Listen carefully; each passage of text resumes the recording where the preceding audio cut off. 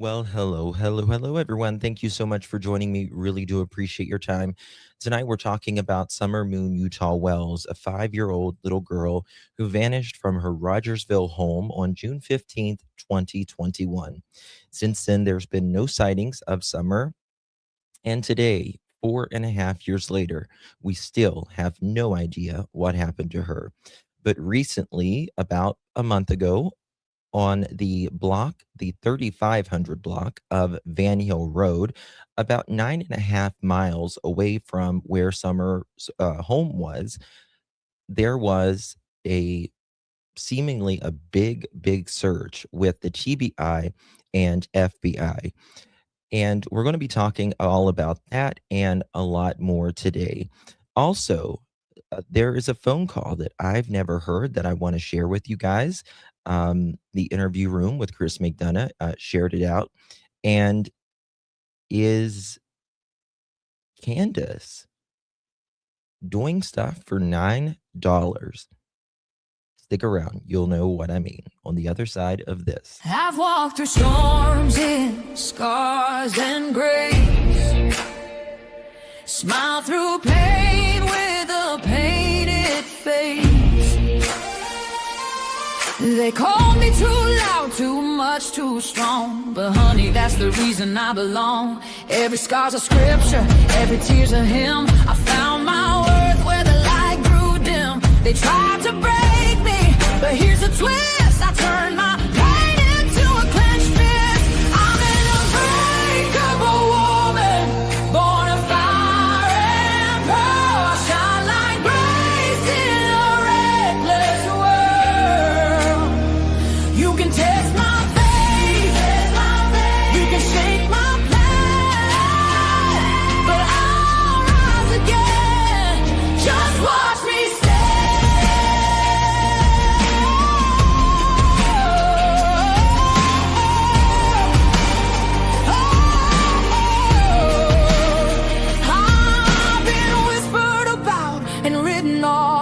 judged by the gloss, not the cause. But God don't build weak hearts from gold. He made me fierce and he made me bold. I bend, I pray, I roar, I rise with mascara, tears and battle cries. Don't need your crown, I forge my own. From ashes, honey, I build my throne.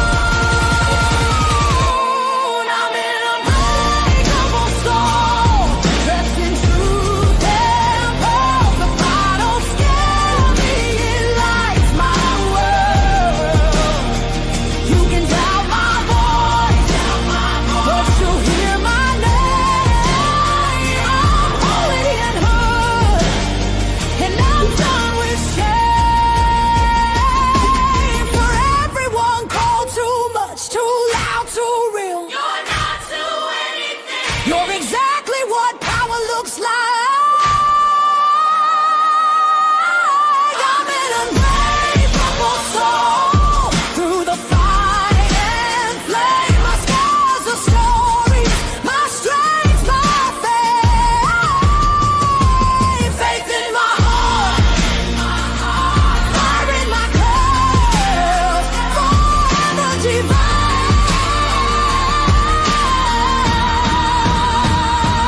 Clutch them pearls.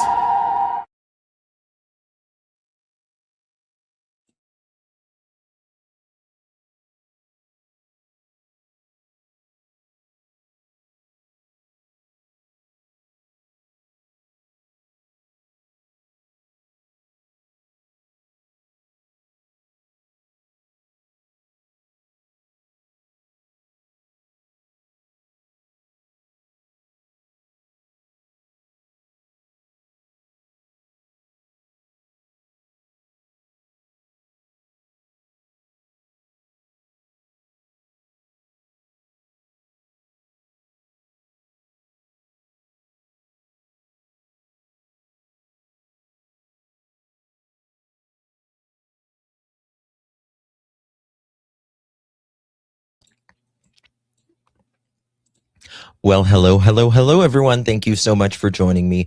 Really do appreciate your time. You could have chosen to be anywhere on YouTube. You have a lot of options anywhere on the internet, anywhere in the world, and you chose to be right here. I know your time is very valuable, and I do appreciate you spending some time with me.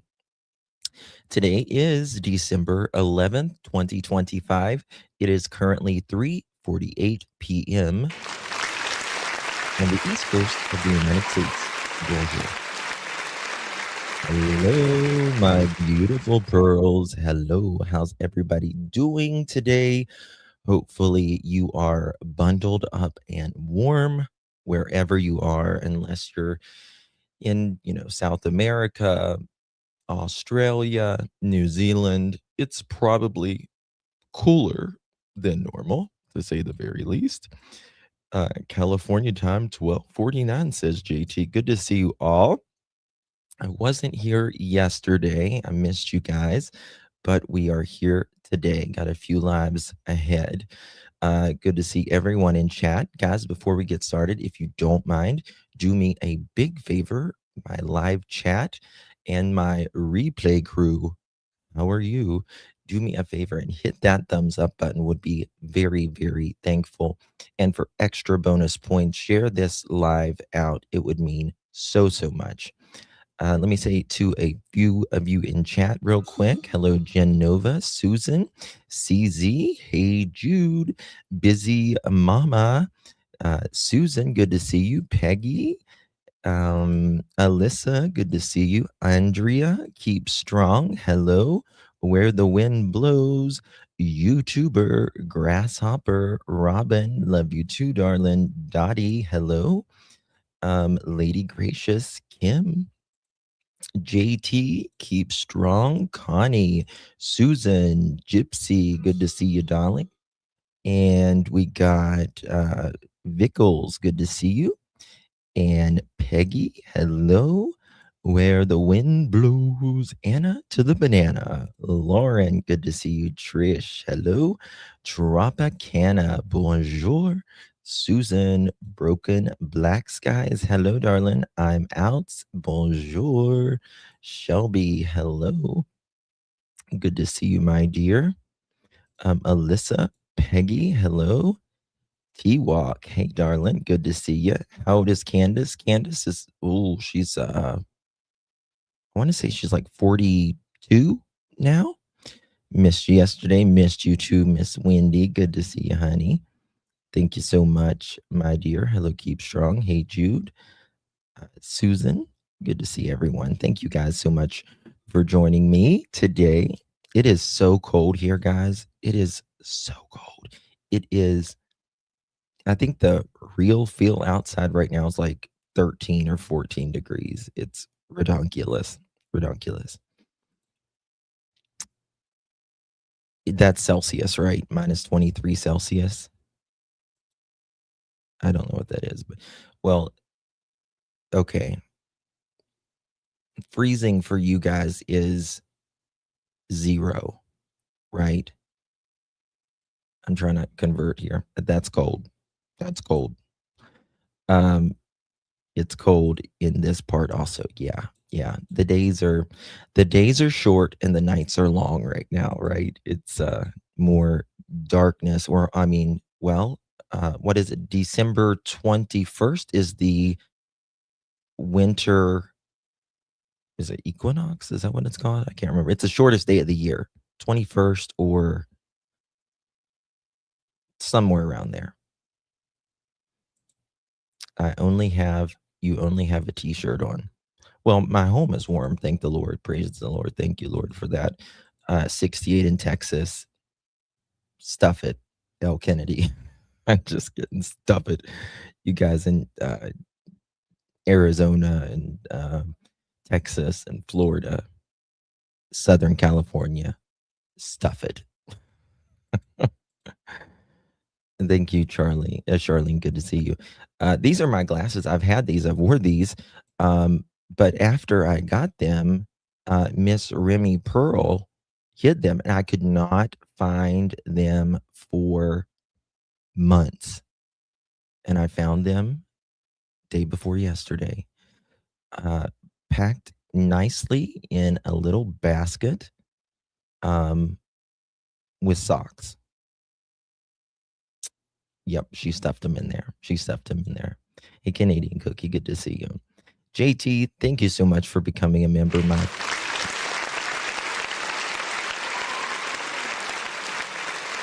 Welcome, JT, to the Pearl family. Appreciate you, my friend. Good to see you, Summers Army. Keep warm, my friend, always. You too, girl. You too. Thank you so much. Yeah, when she.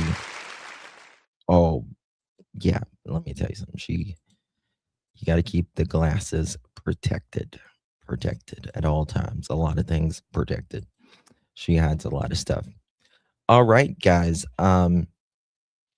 Did y'all know that Candus Wells, the mother of Summer Moon Utah Wells, has a, what do they call it, OnlyFans account? She's made a total of $9 on her account. And it's probably from trolls, probably. Yeah. Yep. I've got the photo even. It just shows her in a field uh, with showing her ass, literally. Showing her ass, literally. The mother of Summer Moon Utah Wells has an OnlyFans account. And showing her ass. Mhm. I'm not joking, Shelby. I wish I was. Girl, I wish I was. But I'm not. You just made me spit my Dr. Pepper Zero all over my laptop. She does. Let me see here. I can show you. I'll have to cover up thy ass part, but I was like, what in the actual, hold on.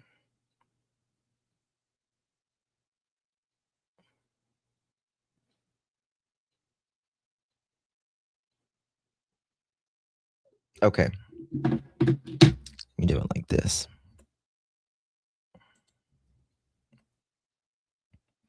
Because there's no face involved, but you, in my opinion, you can absolutely tell who this is. Mm-hmm. Oh crap! 1 second here. I gotta just sending it to myself. Then I gotta upload it here before we get started.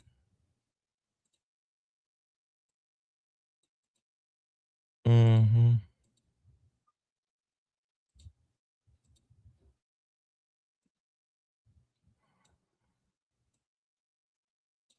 Mm-mm-mm. Hold on, let me see here.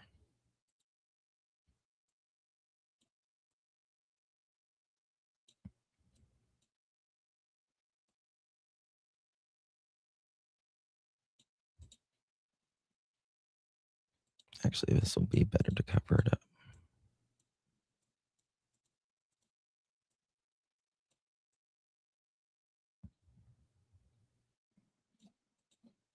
All right, here we go. Guys, do me a favor and hit that thumbs up button.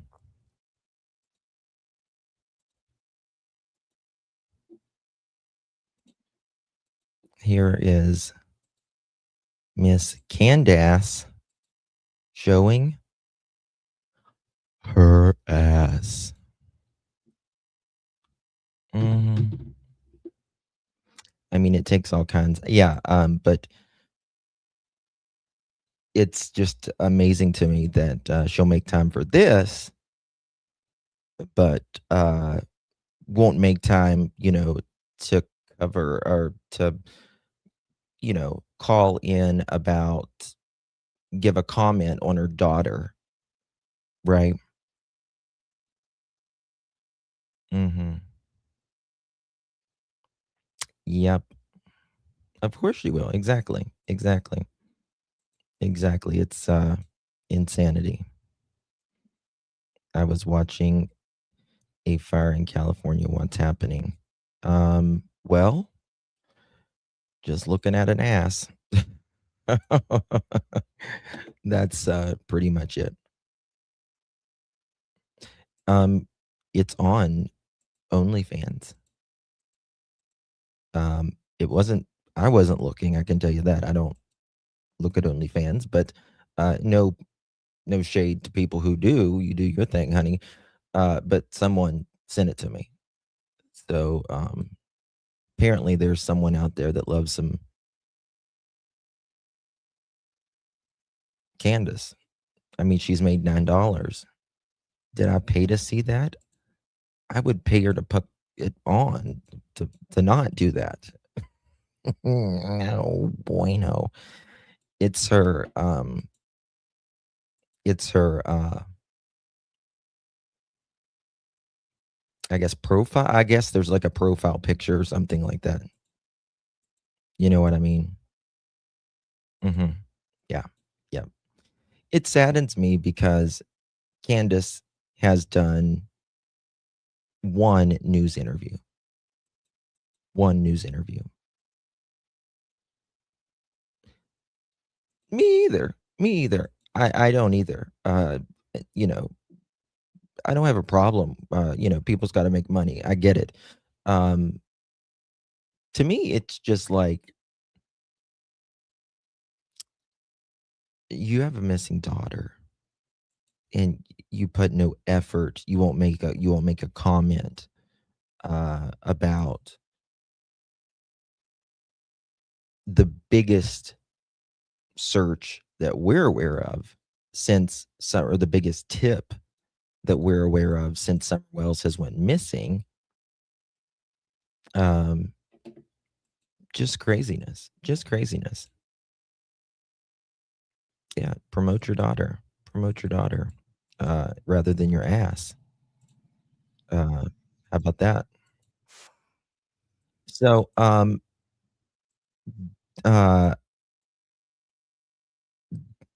the interview room, our friend Chris McDonough from the interview room. Oh, hold on one second so we get the no commercial ones. Um, released a phone call. I don't know if I have heard this. I see you was saying that she didn't remember hearing this. Um, and I want to go over some of this. Um, can y'all check and see if Josh from the lab has a live is it Thursday? I wanna promote it if he still got it going on tonight. Let me check the lab. Um, let me text him real quick and see if he's still got it going on tonight. I'll promote it if he does.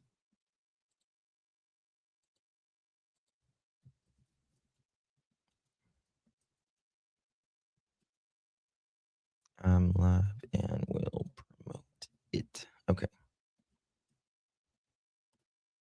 Okay. Um, does it say he's gonna be live tonight? Hey, Daff, Kelly, Canadian Cookie, Catherine. Good to see everyone. True Crime Junkie. Yeah, he said it was gonna be he told me the other night it was gonna be Thursday, but I don't see it right now. But he may have a live tonight, um, with, Chris McDonough from the interview room, maybe Dr. Gary Picardo, um, with a special guest, related to the Summer Wells case. And if that's still going on tonight, I wanted to promote it for him so you guys could be over there and see that. Okay, so there we go. Um, so now that we got that out of the way and Candace's ass out of the way, let's get on with it, shall we? This was this video is entitled "Why Don Wells is the Key to Finding His Missing Daughter," and one thing that I wholeheartedly still, no matter pretty much what happens at this point, I do believe that Don Wells is the key to finding his daughter. I do. That has never changed, not even for one day for me. In the last 4.5 years, I do believe Don Wells is the key because, in my opinion, just my opinion, no matter what happened to Summer, Don knows because people don't lie on their missing child. People don't behave like this on their missing child. And all I can say is, Don, you are incredibly disrespectful to anyone you think you can get something over on, especially women, especially women who try to find your daughter. Try to find your daughter because I won't say where or what, but if I would have seen you the other day whenever you was behaving really bad toward a respected person in the Summerwell community, you would have looked like my spider monkey was on you because that would have been me. That would have been me. I don't give a fuck how big he is. Shame on you for behaving the way you do toward people who work their ass off to try to find your daughter that you say you want to find. And I will leave it right there. He knows exactly what I'm talking about. And I'll leave it at that. Just beyond. I'm telling you, I would have looked like a damn octopus on him. All 6 foot of him, or 6'1" or 6'2" or whatever, how big he is.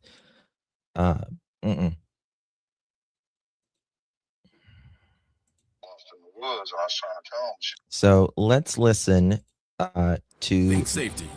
Think Ranger. Why does it keep giving me so let's listen to the person who says he has actively seen a lot of bad things happen to children. Kind of interesting, isn't it? So I think this is an old call, but I don't think Chris ever maybe released it before. From what I understand, I don't know. I could be wrong on that. We'll see. Let me give Chris the credit. Chris from the interview room. Link is provided in the description. Okay.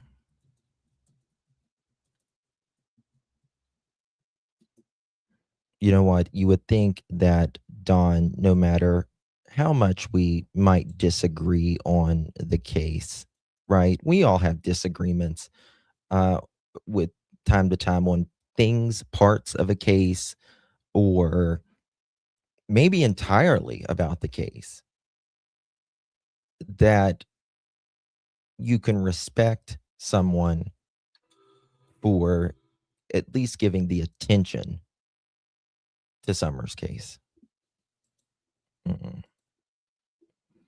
All right, here we go.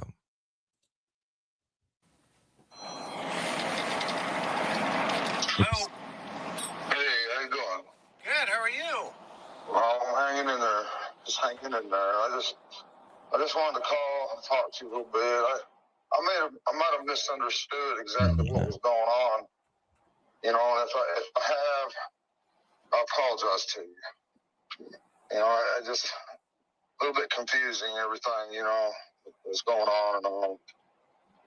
Yeah, there's no problem, Don. I mean, I wanted to talk to you at length and sit down with you, and I knew that there was, you couldn't talk about the boys, but I just want to focus on Summer. You know what I mean? Yeah. So, if I was wrong, I'm sorry. I just kind of misunderstood some things. I think it's miscommunication or whatever. I don't know. But no worries.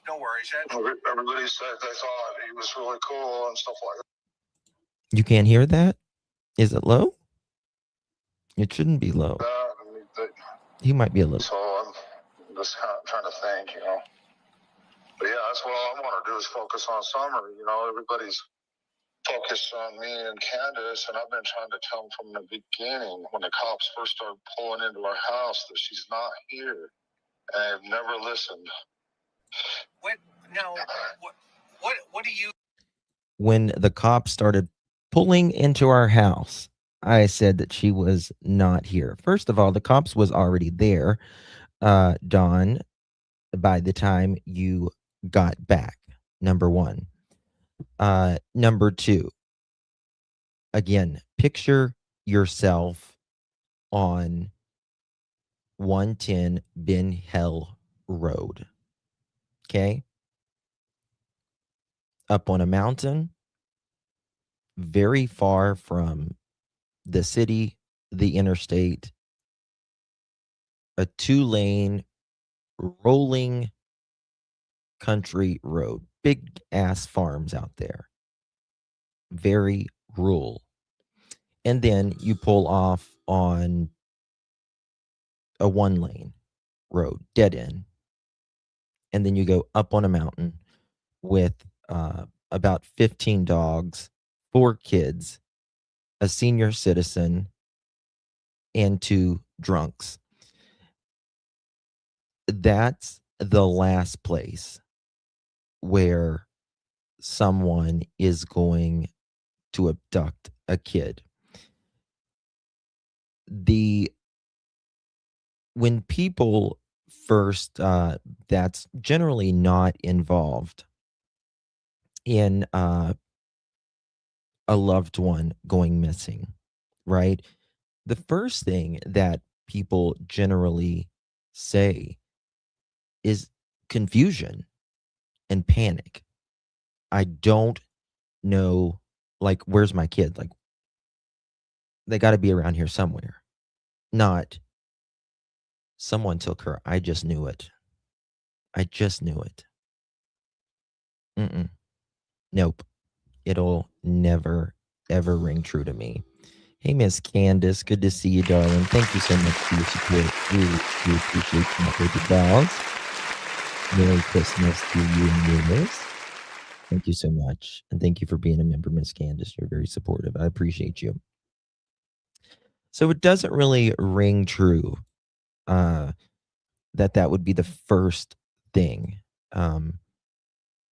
In fact, that would be the last thing that I would think living there or living around there, because we have to remember it is extraordinarily rare for someone to abduct someone, a stranger, just some rando stranger. It is very rare.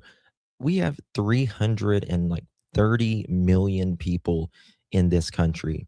A handful happen a year. In fact, out of all the years, the last few years that I've done true crime, the only 2 I can think of is Michael Vaughn, and the second one is this FedEx man in Texas hit a little girl, and then hid her. That's it. That's it. It doesn't happen very often whatsoever. I mean, just truly a handful of people. Because let's be real, most people who want you unalive or want something happen to you, or if an accident even happens to you, it's because they know you, or they have something against you, or they get mad at you, or they snap because there's emotion for whatever reason behind that because they know you. It's not the other way around. Most strangers don't care, right? And if they do, if it was an abduction, it would have to be someone that knows them, but that would still be a familiar abduction, right? Oh, thank you, JT. Thank you so much, honey. Appreciate you. Thank you so much for your support. Really do appreciate you. And thank you so much for being a member of my family. Really do appreciate you. Only decentful people run from the deceitful people rather run from the law. Yes. Yep. Absolutely. 100%. I know you feel that way. So what's brought you to that? Why are you at that? Well, I knew as soon as I pulled up, as soon as I pulled up and I didn't get a call back from Candus saying, oh, we found her, and I come all the way out from Jonesboro, and I probably made it in 30 minutes at least, if not faster. But he wants people to know where he wants them to perceive that he was. Jonesboro is about 40, if Nana's still in here, about 45 minutes.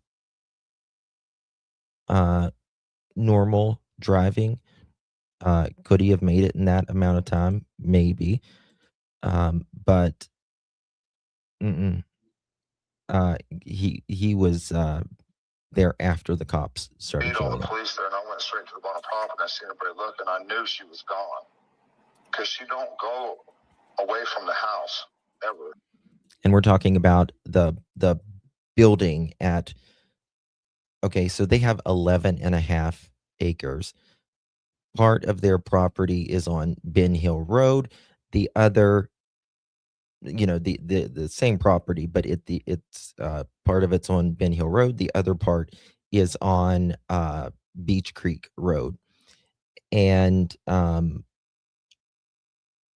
he went past Ben Hill Road and then went to that building. That's not the first place you're going to go if your daughter is missing. It's just not the first place you're going to go. I find it interesting that he went there. You would want to go straight up to the house to talk to your wife, to talk to Candus, to talk to the people that experienced this happening, to get the most information. Where have you checked? Where have you not checked? Right? But he goes straight to this building. And it just so happens that three of his sons, three of the boys, they were in the creek with the neighbor, Jody Sue. Now, did he know that they were down there? Unless he had talked to Candus or something, I don't think he could have. But he avoids the questioning about, did you check that building when you got there? He can remember his three boys being there, his neighbor. He can remember driving, he says, in 20 minutes from there, that he went around curves like a bat out of hell, that kind of thing.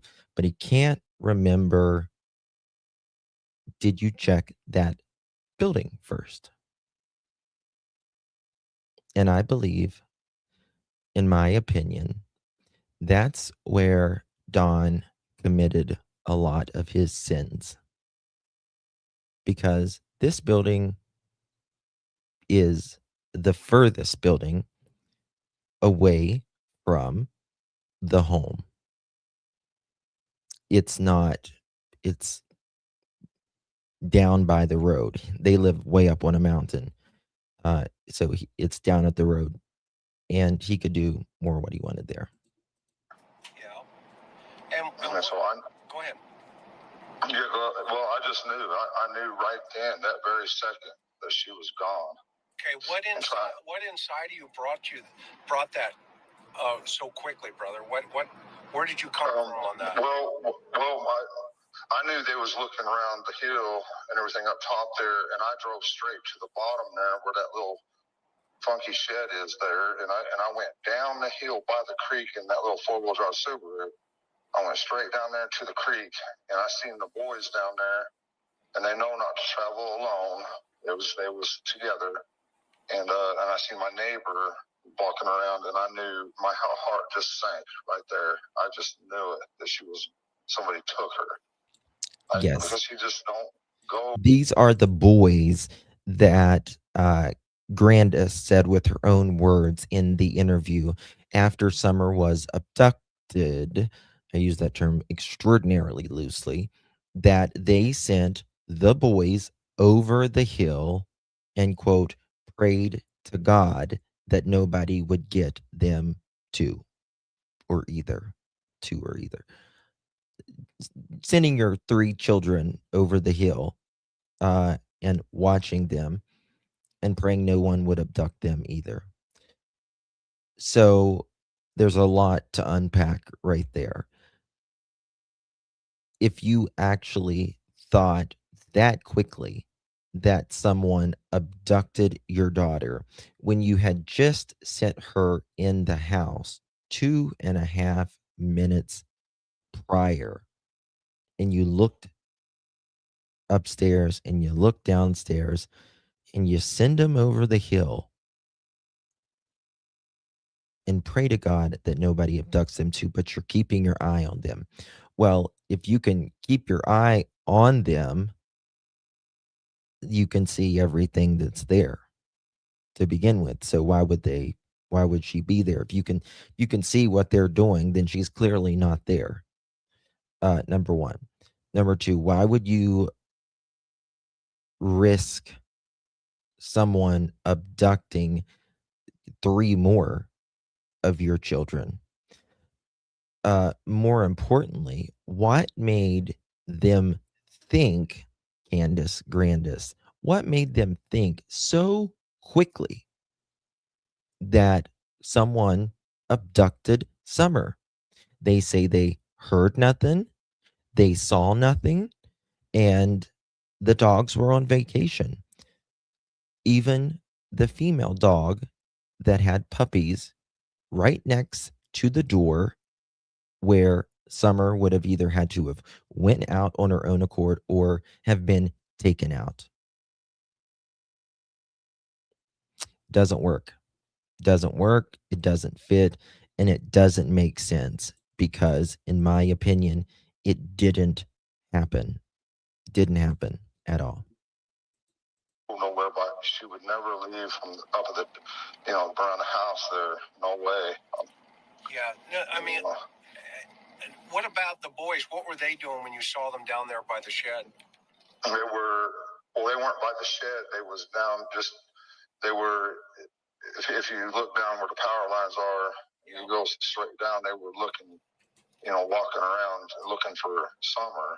And I knew I just knew she was gone. I mean, but trying to tell the police that and everything when they just pulled up, and then they blocked all the roads because I guess they took the time to call in search teams and everything like that, thinking that she was just lost in the woods. And I was trying to tell them she's not lost in the woods.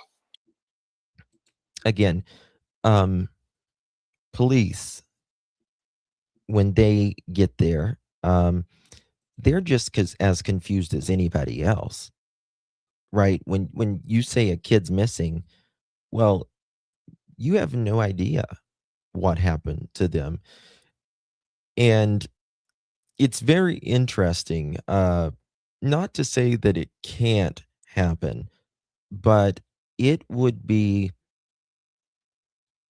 in my opinion, a near Powerball odds of someone coming and getting a child on Ben Hill Road, the same as it would be, in my opinion, in Nova Scotia, in the Jack and Lily case. Nobody does that. It would be extraordinarily high risk to do something like that on Ben Hill Road, to be very far from your vehicle. It's not like this person, this rando person, is going to drive up this mountain and nobody, driving their driveway up the hill, they're not going to hear or see anything. So it just doesn't fit. Doesn't fit. Somebody has taken her. I tried to tell them that, and they just never did listen to that. And what was your feeling as to why they weren't listening? What's your gut? I'm not sure why. I'm not exactly sure why that is. I mean, probably because they figured that she was just lost. I don't know what I'm talking about, and they they all had different questions and this and that. And, They didn't believe Don and Candus from the get-go, and Don has said that many, many times, that they did not believe him or Candus. And when before I had ever went to Ben Hill Road, I couldn't imagine how the setting was, how rural it really is, how high up on a mountain they live, and the dogs and everything else around it. You just can't imagine, because pictures and video really doesn't even do it justice. It gets you an idea, but until you're there, standing in front of that driveway or on that road, ICU, she's been there before, and she can tell you that it's anybody that's ever been on that road. No, these children, you are way more likely for a child to walk off, 1,000 times more likely for a child to walk off. It is Ruby Slippers. Yes, welcome. Yeah, you can't see anything. Yeah. Guys, if you're just joining us, please do me a favor, hit that thumbs up button. Would greatly appreciate that. Probably because, many times before, it's always been the parents too and stuff, or whatever. I'm not sure, but. It's very interesting that he says this. So many times before, it's always been the parents. Yeah, you should, Gypsy. You really should. And Daniel also said the same thing in Jack and Lily's case. Well, it's, they always look at the stepdad first. I just knew that she was headed down the road somewhere in somebody's car, and no matter what I was saying, it just wasn't getting through. I just felt like I was just totally lost. I was in shock. Yeah. In complete shock. Yeah. Now, when you got there, describe for me what the scene looked like. What was going on? Listen to this. The police started coming in and everything, and I'm like, well, I'm going to go take my car and I'm going to go look here and there, and drive around. And I drove, like I say, I was in shock. I didn't know which way to go. So I tried to drive down, and I got down there on the road, and there were these people bringing their trailers in and their four-wheelers, and all of Ben Hill and Beech Creek was just bottlenecked. Traffic jam. Couldn't get nowhere. Right. Couldn't go nowhere.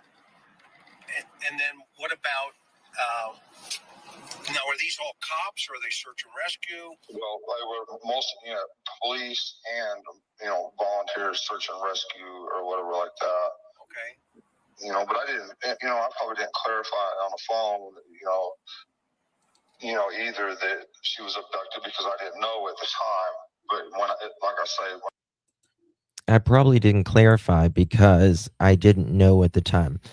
Well, that makes no sense, right?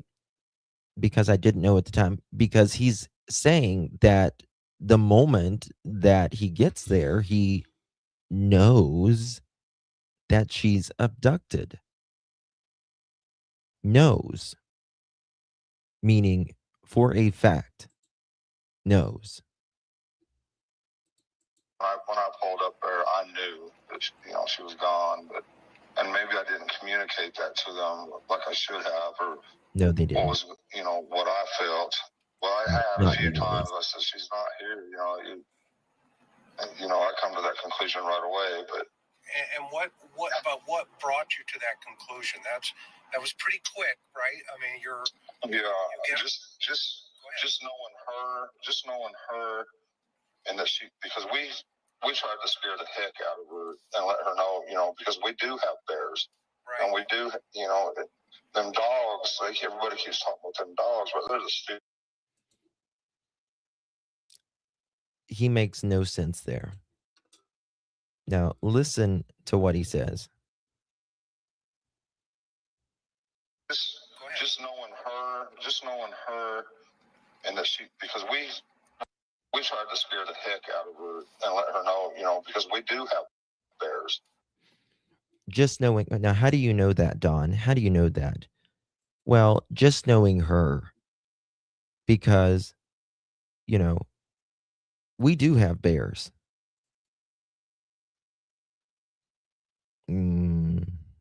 Well, a bear is not an abductor, right? A bear is a wild animal. Wild animals do what wild animals do. And not to say that bears and other animals don't attack, because they absolutely do. But the question would be, number one, how did the bear get in the basement?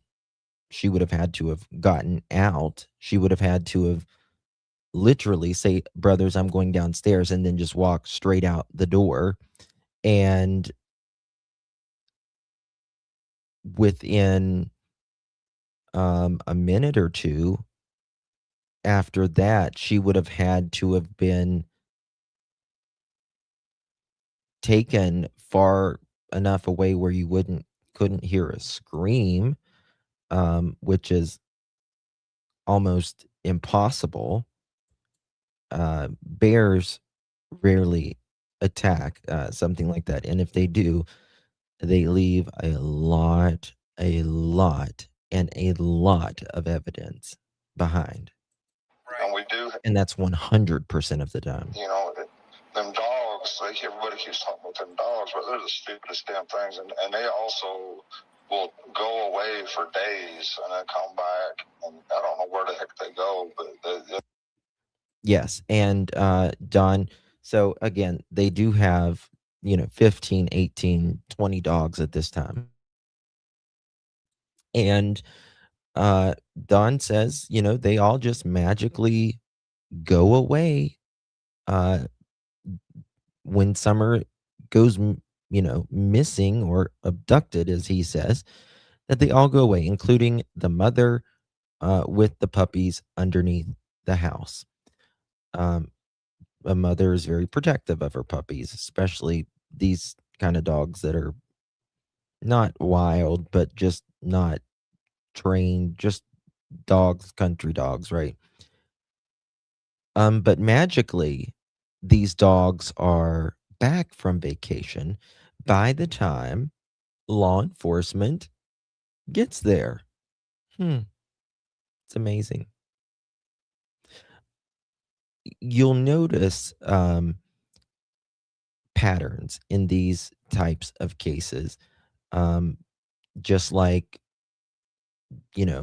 Daniel and Malaya and Janie in Jack and Lily's case in Nova Scotia.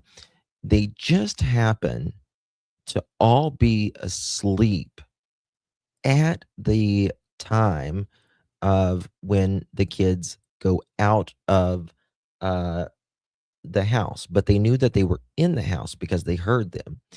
And Janie, the grandmother, the step grandmother, who always calls when the kids are outside, didn't that morning, but she heard them out there, but she fell asleep or whatever.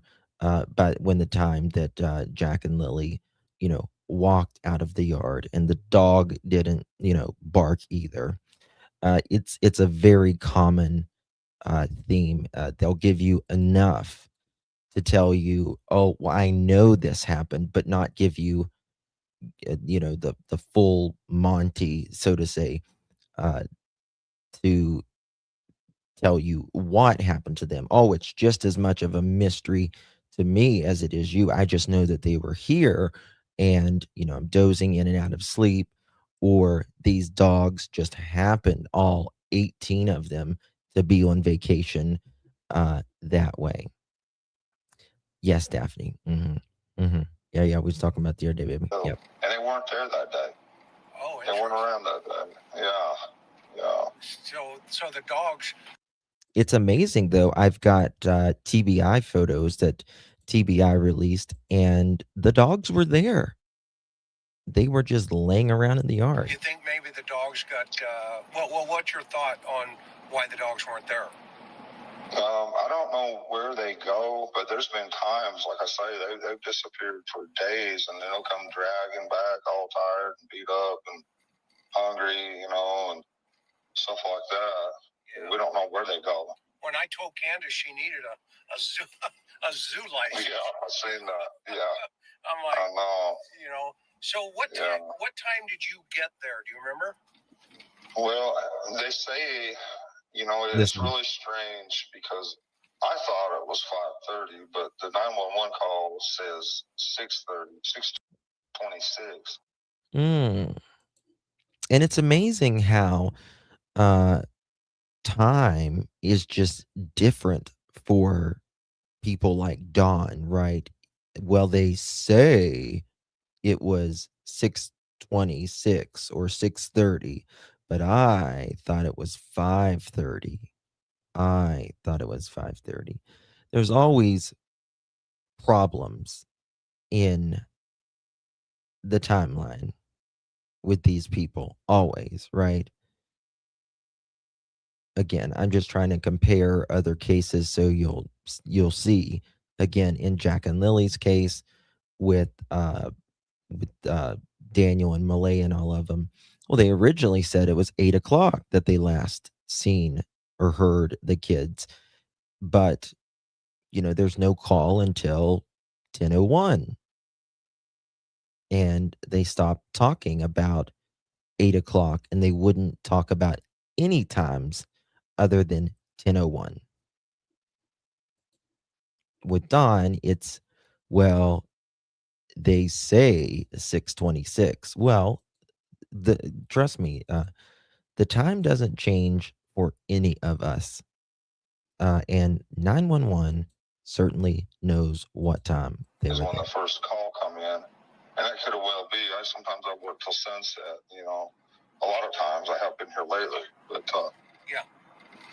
But I thought it was 5:30. But the strange thing of it is when we went to the Hawkins County to do our lie detectors and everything like that, they took all of our phones.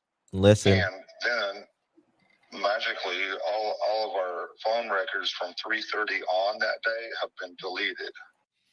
And again, his word, magically, all of their phone records, Dawn, Candus, and Grandis, Candus's mother, 3:30 onward, were deleted. They weren't deleted by law enforcement. If law enforcement makes any entry or deletion, it cannot be used in court ever. You throw it out.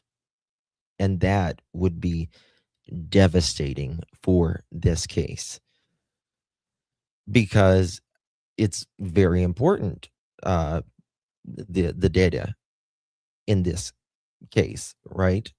So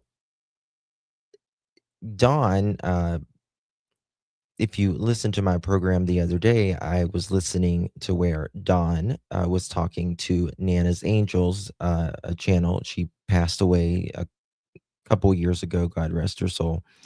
And Dawn says he talked to Candus around 3:30, and he didn't want to stay.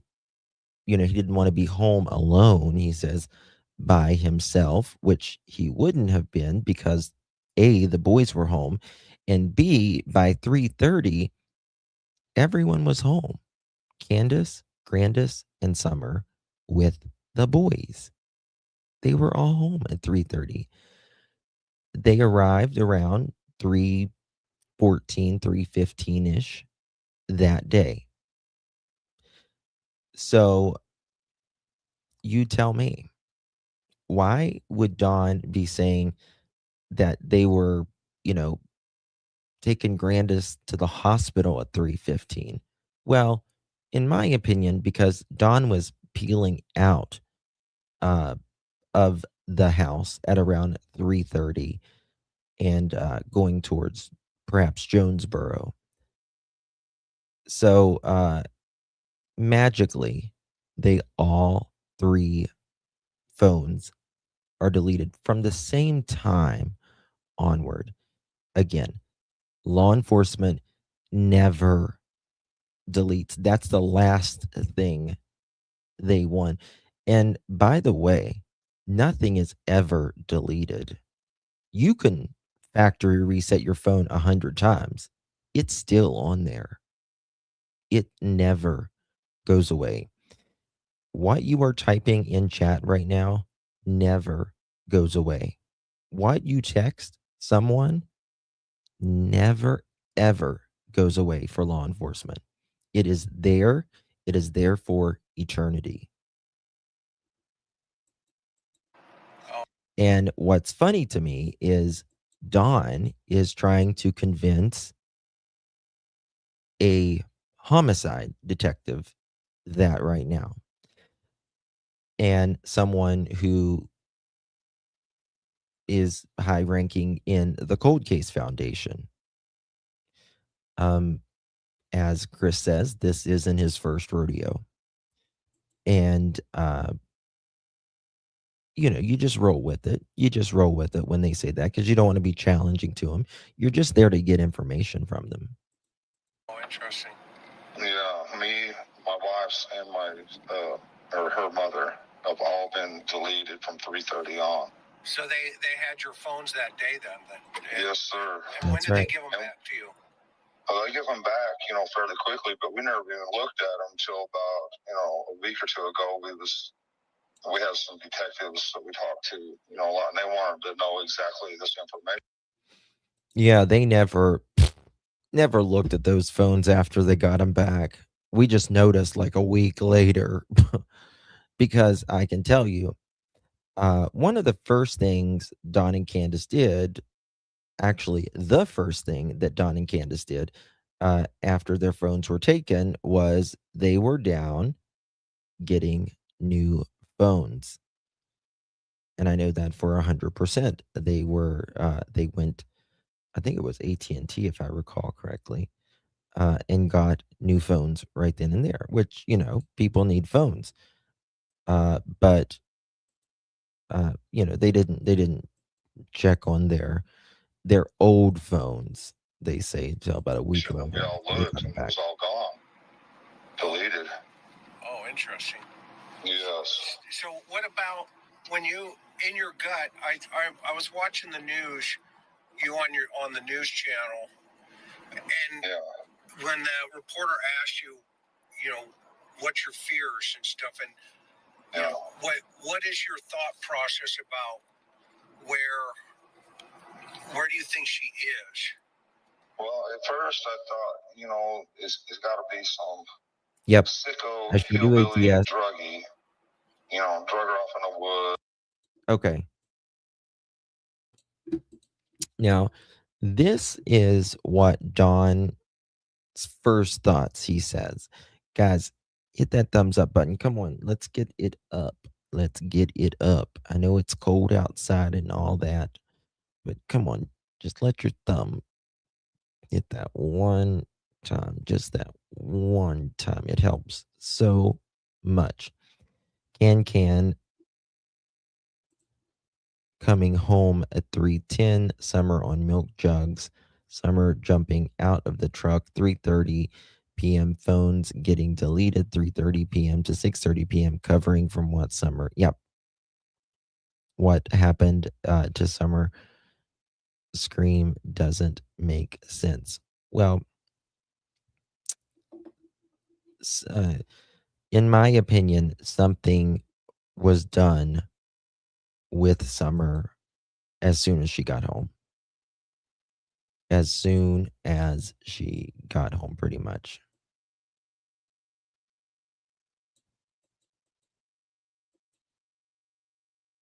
Oh, no, Canadian.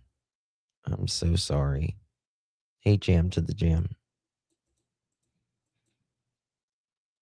If law enforcement has H's phone, does that mean LE also kept?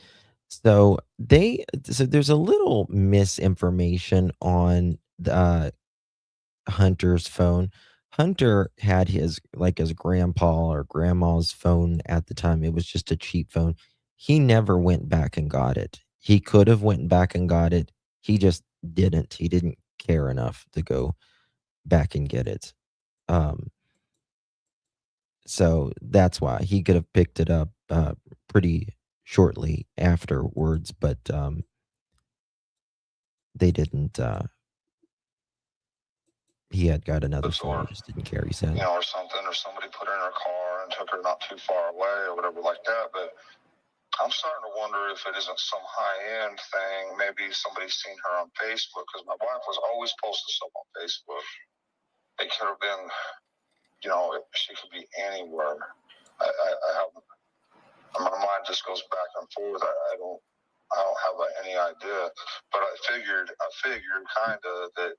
Well, a lot of people are talking about the Hammonds and that guy I fired, H.N. Dudley. When I fired him, he was so damn high on something. It was unbelievable. It's interesting how he talks about the Facebook. He's always talking about my wife always put all kinds of stuff on Facebook, right? Always blaming others. He blamed Dudley more than anybody. In my opinion, for a very specific reason. Because Dudley was the closest to him that knew him, that worked with him every day, and could really F up his alibi. Right? Really F up his alibi. Because remember, Don fired Dudley the day before Summer went missing. Right? The day before Summer went missing. And Dudley said that morning, Don said before he was fired, that Don said that he had to work late that day because CPS was coming that evening. They were coming that evening. He also said when he got to work that morning, Don was just sitting in the bathtub and it looked like he had lost his best friend. You know, that moment and you're thinking and like a realization comes to you and you're just like, oh my God. But you're just thinking kind of like this. Something like that. So, in my opinion, it was intentional that Dawn fired Dudley the same day as CPS goes to their house. Just in the video of Summer with the red for sale barrel where Dudley's car is in it was the white car in Don's truck. The wheels were white car. It looks like a Jeep car type of car. I'm trying to remember. I remember Dudley's yellow Xterra being there, but I'm trying to remember the white truck. Oops, what'd I do? Not so sure about that. Don had a little white truck. I got a photo of it, but Don had to look up how math heads act. Yeah. Yeah, exactly. I don't know. I've never seen anything like it. I've seen people on meth? I've seen people on meth before, and this was beyond that. He was, I don't know. He showed up one day, and he was running late, and he says, "Oh man, I've been out helping my somebody, my uncle, will clear land somewhere, and blah blah blah." And this is a man that I let him in my business and give him 50%, and all he had to do was show up, and he's already given me excuses, But whatever he was on, it was bad because he wouldn't listen to anything I said. It's hard to explain, but he was just fighting me every inch of the way on everything. The problem with Dudley and Dawn is they're, in my opinion, both like the math. Dudley says Dawn liked the math and Coca-Cola. Dawn says Dudley liked the math. And everyone else says they both like the math, right? And the Coca-Cola, if you know what I mean. So, it's hard for two people to work like that. Hello, darling. Appreciate you. Yes, it's the math. Look at the statistics with math and people, kids, boyfriend, girlfriend, significant other dying around them. It's the worst. Rug. It's the worst. It's the rug that makes people more violent. And I give in and would let him do. Okay, you want to do that, fine. But he thought that there was all kind of dirt in his mud, and he wanted me to throw it away and get him some new stuff, and he blew up. And he's like, "Man, you just put it back in there or what?" And just like yelling at me. And then later that day, he's like, "Just go home." He was throwing mud all over the floor, a brand new house, throwing mud all over the floor. And it took him 2 hours to do a 20-minute thing. And he was just so hyper focused on it. That's a word I picked up off of YouTube about meth, but hyper focused. I can't remember the rest, but he was absolutely hyper focused on this one little thing that took him 2 hours, and he just couldn't get it right. He was frustrated and just going on, and Now, it's a known thing that people on the math, they will take stuff apart, right? They'll never put it back together, but they'll take it apart. It's something that They do. I've also heard of people like outside,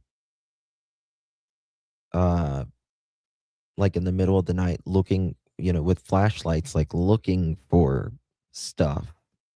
Just real weird kind of things. It's a mental rug. He says, "Why don't you just go home? I can handle this house." I just hired this guy like 2 weeks ago. Emergency. I've been with Tucker Drywall for 13 years this time. Thank you so much, Miss Bridget. Good to see you, Mama. Thank you so much. Appreciate you for getting the pearl necklace. Really do appreciate that. If you receive one of those pearl necklaces or that pearl necklace, make sure you give our dear Bridget a big, big thank you. My dear, hold on one second. I'm going to do something here. If I can. Oops, wrong one. Let's see here.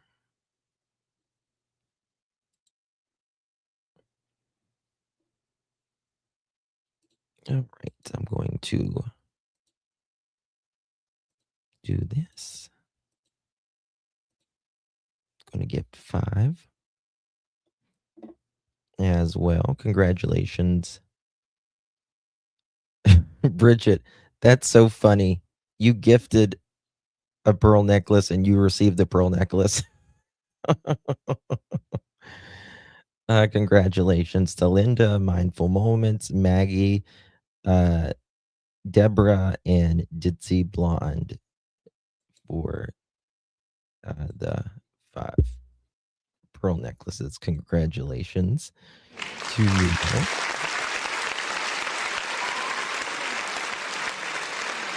My neighbor's son used to come over every night and take our light bulbs. He would knock on the door and tell us he would bring us better ones. Ew. Wow. That's cray. And so he says, "Go home," and all that. And I'm thinking, wow, this is crazy. So I go to lunch, I come back, I tell him, "Go home. Go home now.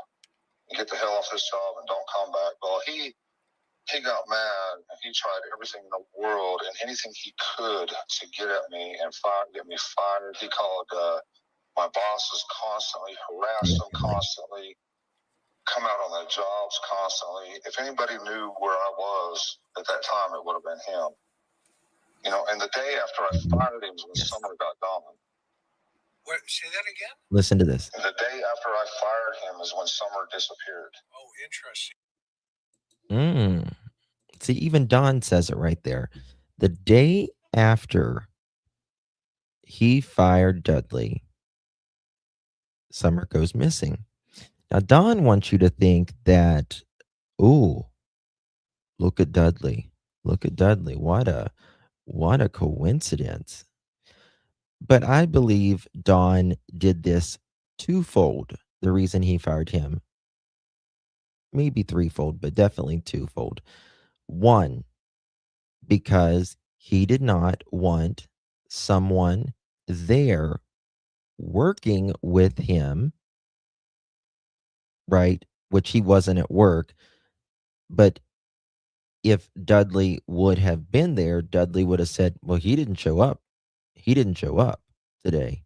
So there's that. So he fired him the day before. Is the main reason. Second reason is, oh, I fired him. Look at him. He didn't like me. He didn't like me. So absolutely, Loriman. This was, in my opinion, 100% premeditated. Whatever happened to Summer was at least planned the day before. I believe there is something with CPS. Somewhere, somehow, there is something with CPS. They knew that they were coming that evening. Don knew he couldn't be there. And then Summer goes missing the next day. Was it some allegation against him where they call him or her, the person that the allegation goes against, they call them the alleged perpetrator?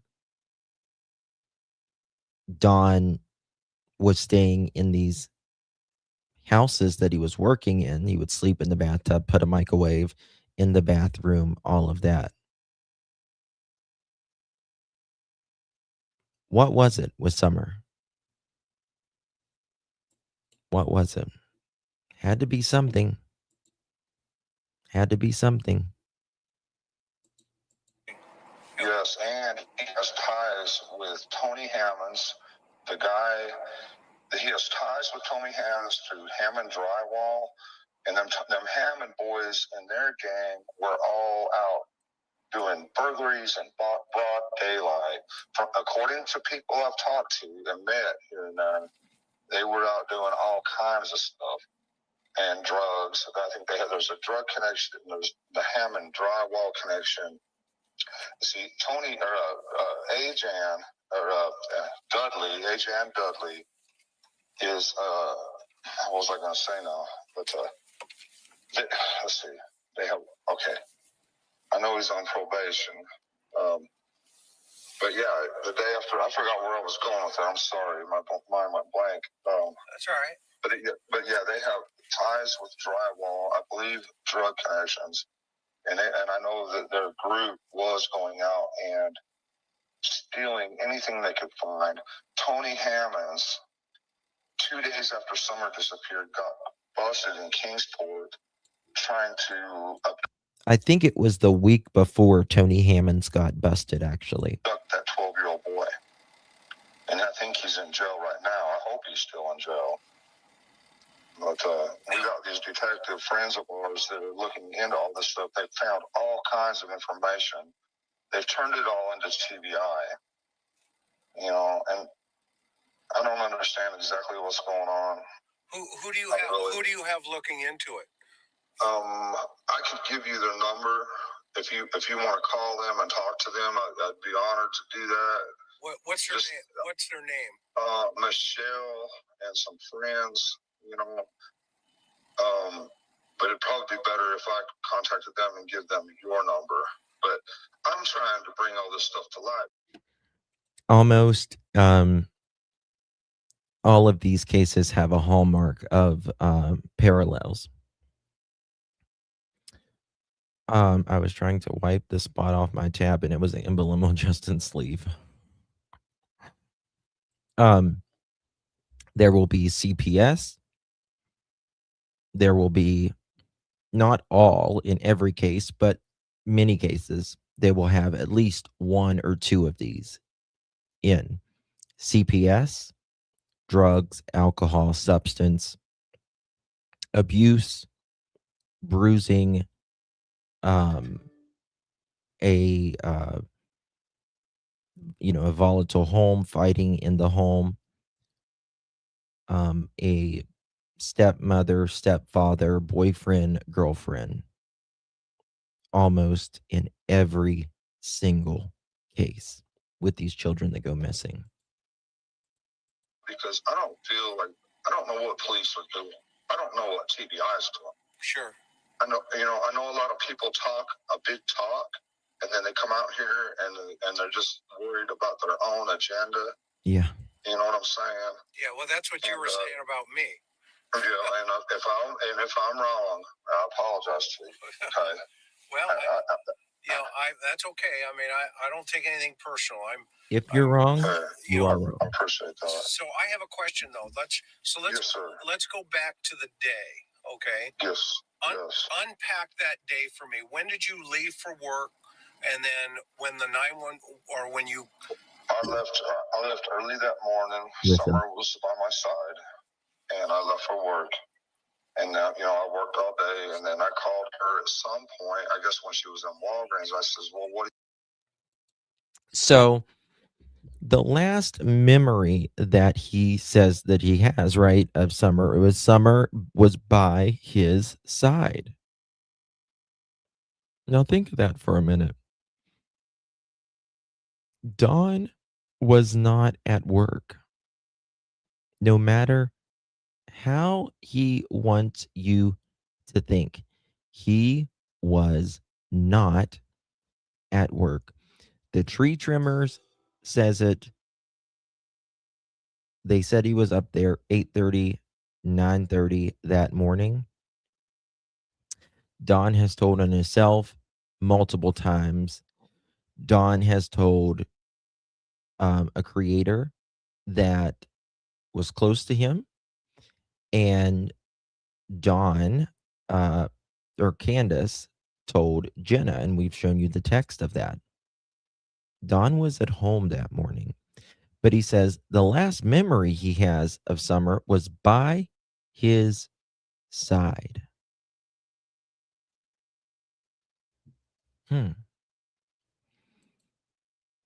And he says Candus is in the drive-thru. Listen to this. Summer was by my side, and I left for work. And, I worked all day, and then I called her at some point, I guess when she was in Walgreens. I says, well, what are you doing, And so she said something about taking them out to the lake or whatever. I thought, well, hell, I might as well just work late because there's no point in me going home. They're out doing their thing, and I might as well just stay late and do what I can. And then, well, this is very interesting because this is where Don always screws up the timeline. When Candus was in that drive-thru, it was about 11:45 in the morning. So you might as well work late. Well, it's not even noon yet. What does that mean to work late? We've got Summer swimming at 12:30 that day. So this is why he doesn't like to give times at all. But Don, we know the time that Candus, Hunter, maybe Grandis, and Summer was in that drive-thru. It was about 11:45.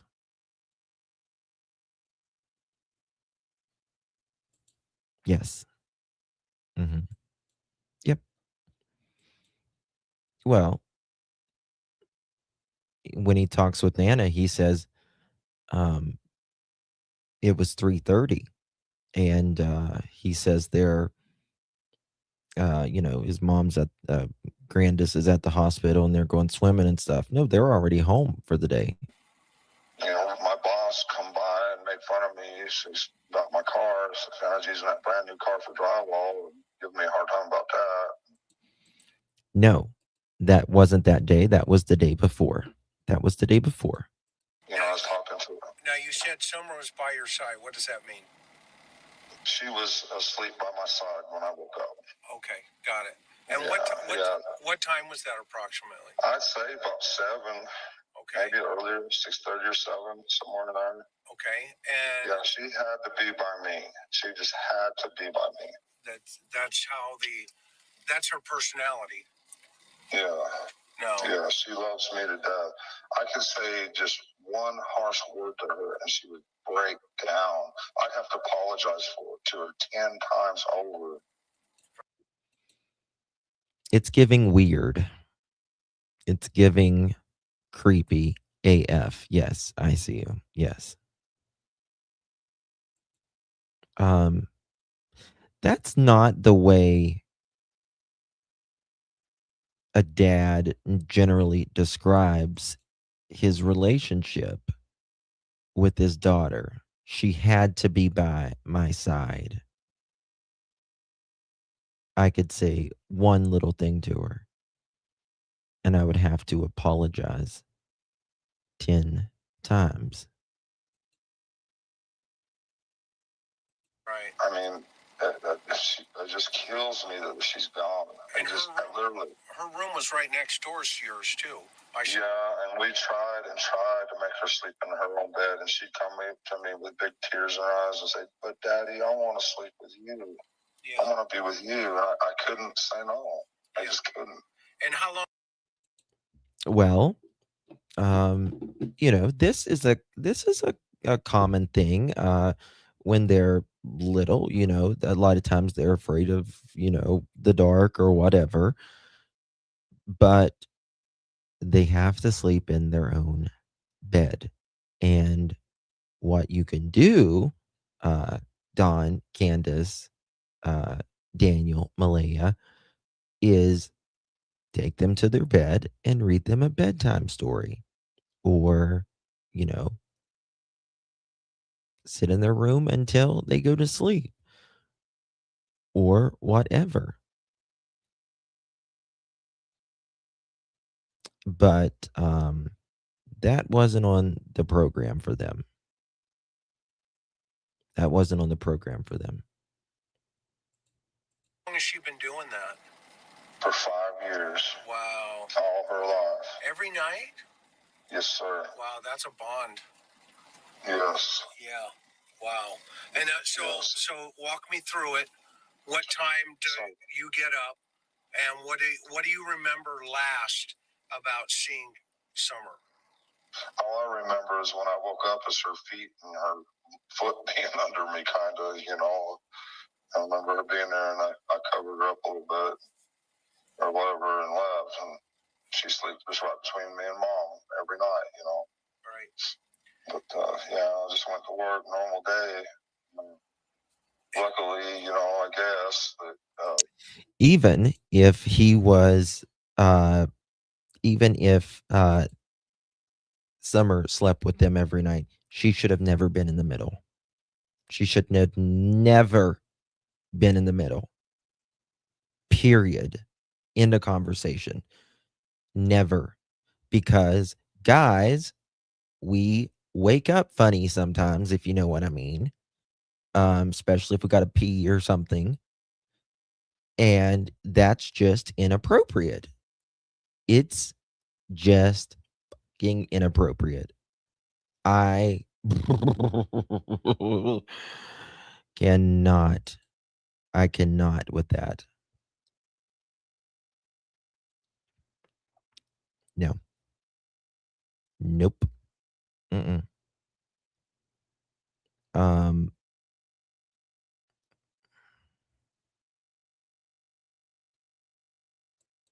I cannot.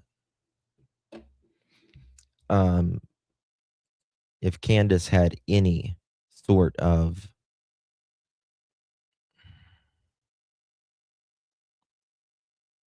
I just can't. I don't even know what to say when I hear that. I really don't even know what to say when I hear that, to be honest with you, because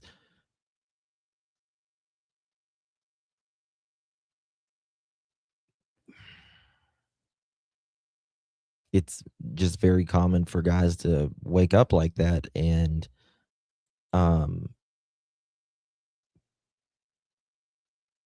your daughter's between you?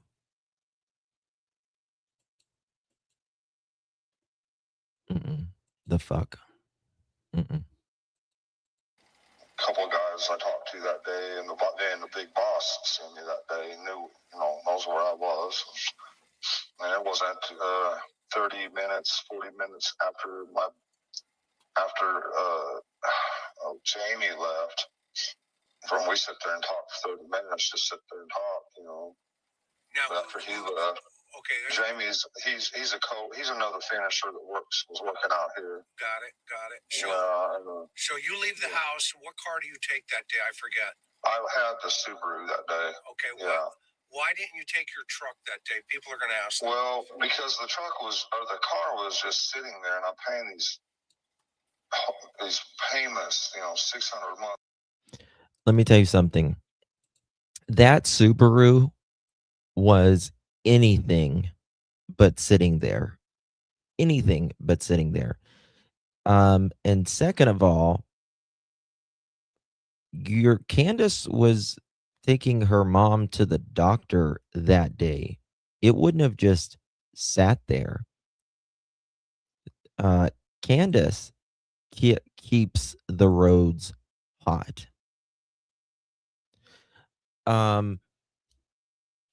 By the time Don tried to unalive Candus by hitting her with the car, that he did this on Van Hill Road, by the way, which is where something connected, allegedly, perhaps, to Summer. But by the time Don tried to unalive Candus, hitting her with a car on Van Hill Road, and he hit a tree this past spring, that car looked like Candus's ass. No joke. That car had been rode hard and put up wet without a fucking oil change. I'm not even joking. That car had it. Brand new car off the showroom floor, so to speak, by the time when they got it.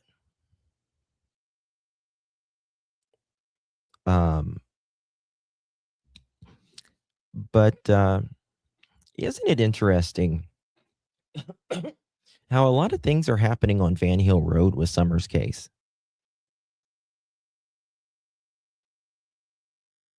Isn't it? So Don had a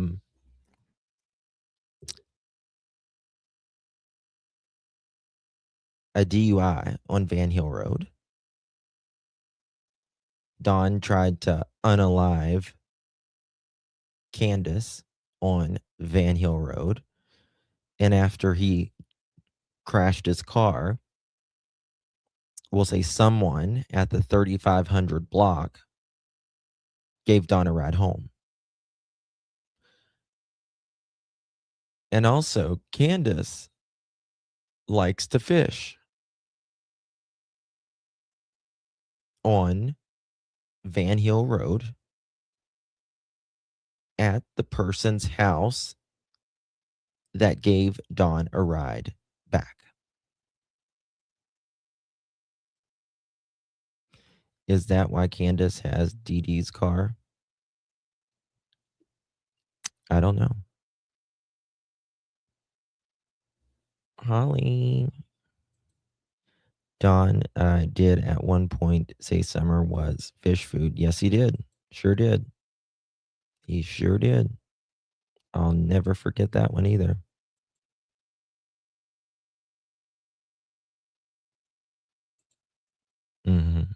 Yep, chicken lady.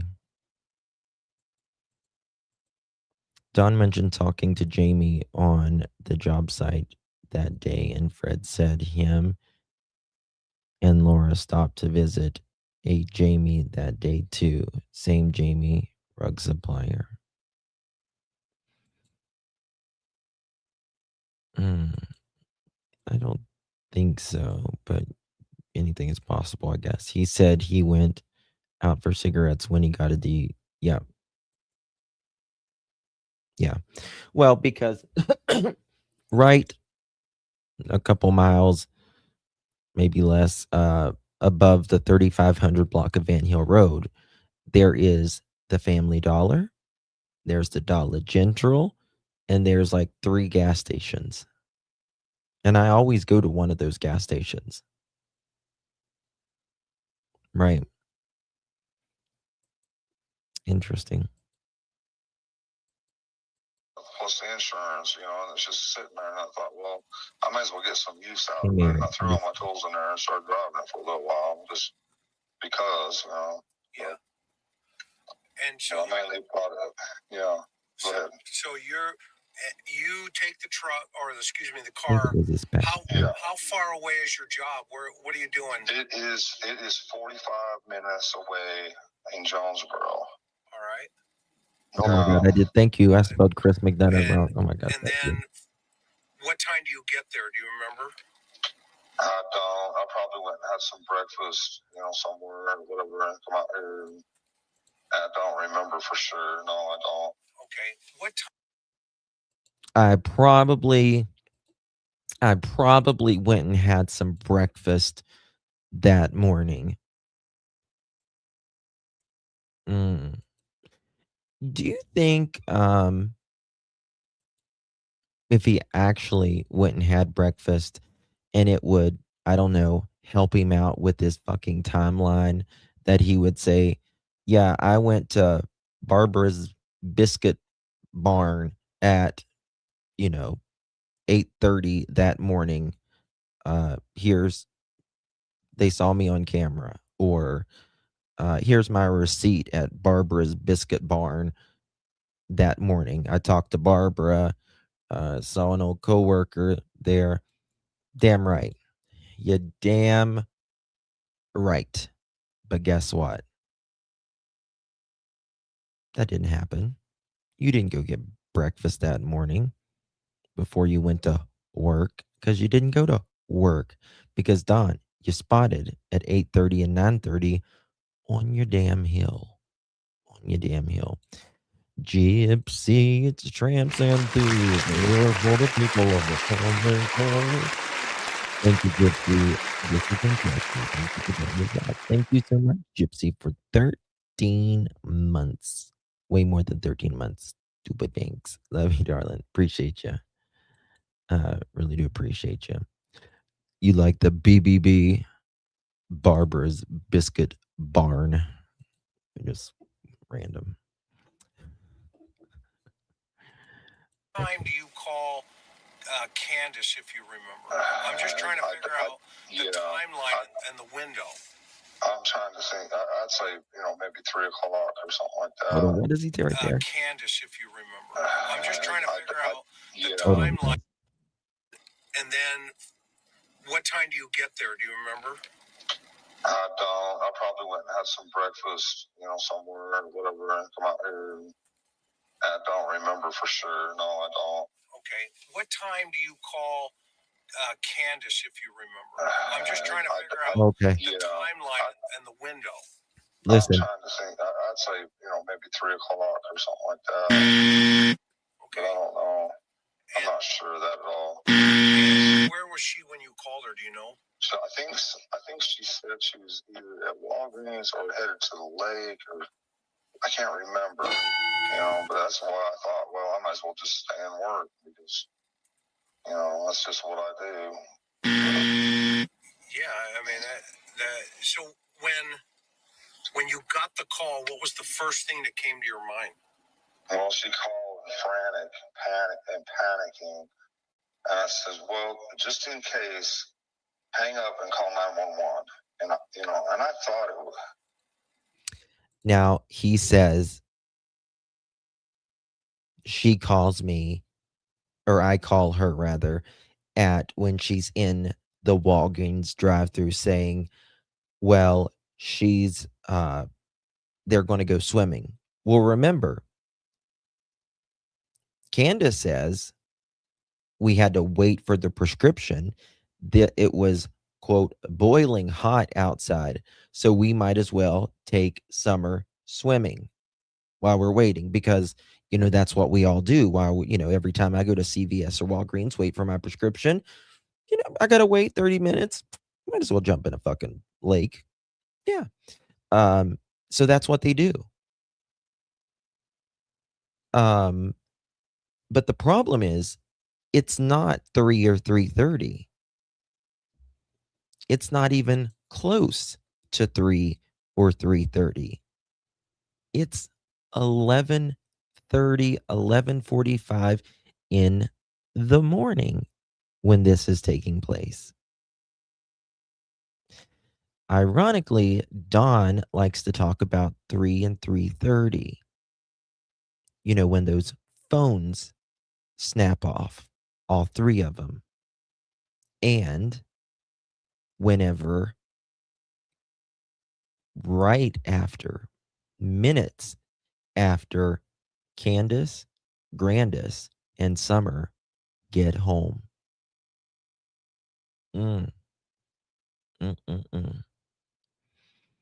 So if someone tells me that Grandis doesn't know more, you've lost your mind. Because Grandis's phone was deleted too. Grandis knows more. That's why she hauled her ass out of there. Period. For some reason, I thought it was 5:30, but they keep Bingo. telling me it's 6:26, and that's what the 911 says. But to be honest with you, I don't trust police.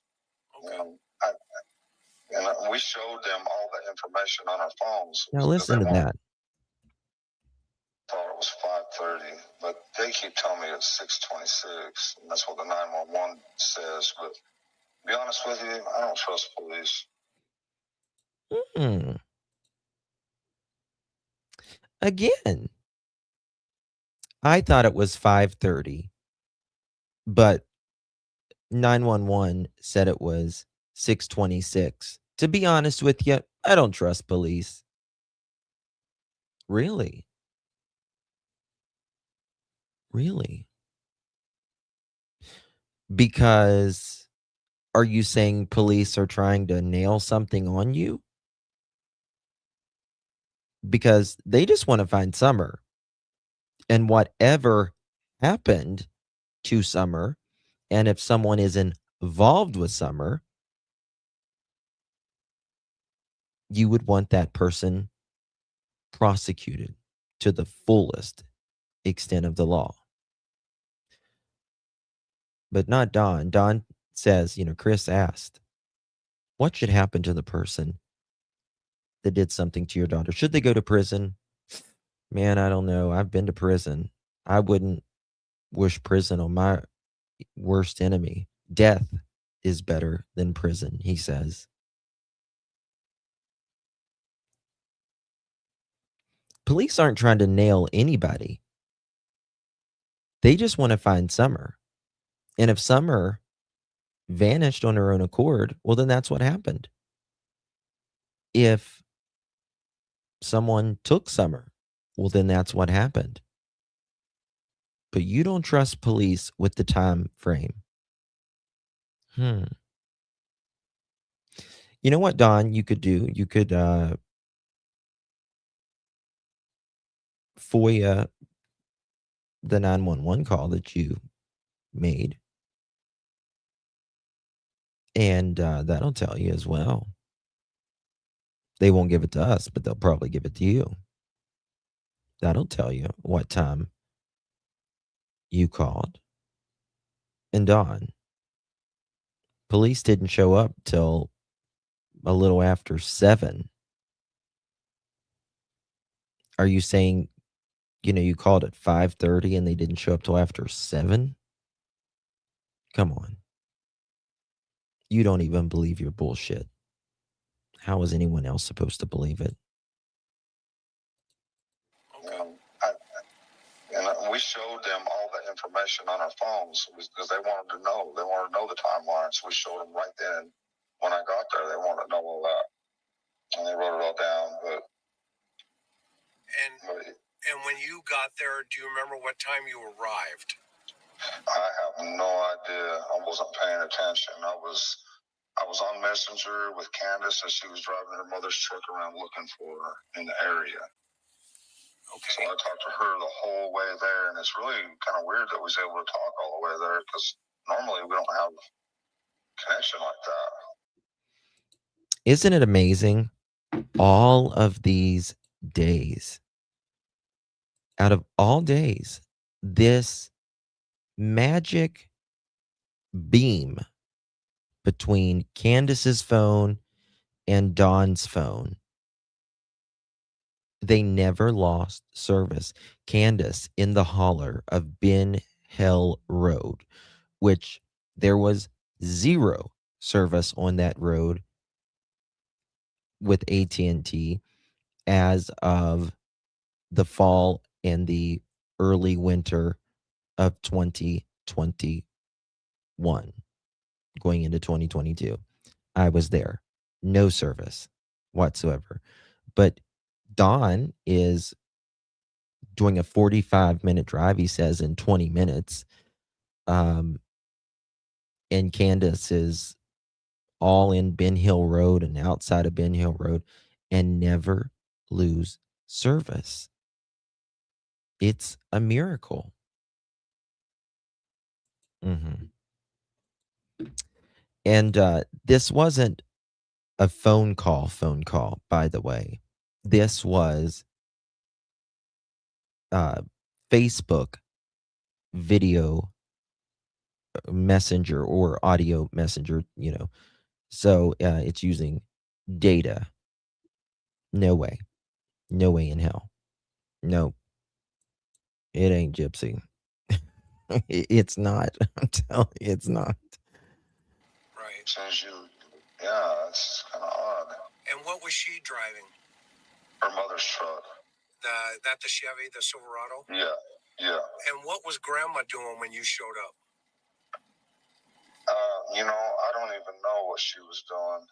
I think talking to the police and probably just standing there looking or whatever. I don't know.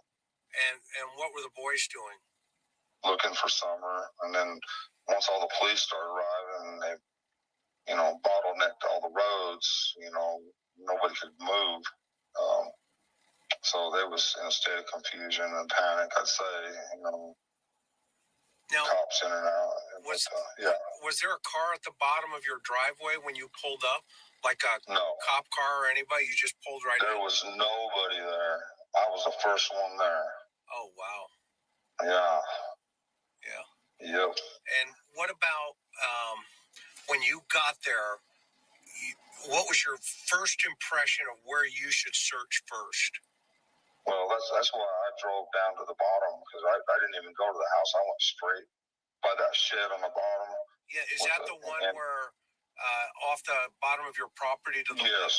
Okay. I got that little dirt road. I went past that. I went straight down that hill, straight to the creek, and that's when I seen my boys. And then I seen my neighbor Don walking to the left side, and the boys were on the other side of the hill. And I knew, like I say, my heart just sank right there. I just knew she was gone. And what brought you to that place first and not to the house?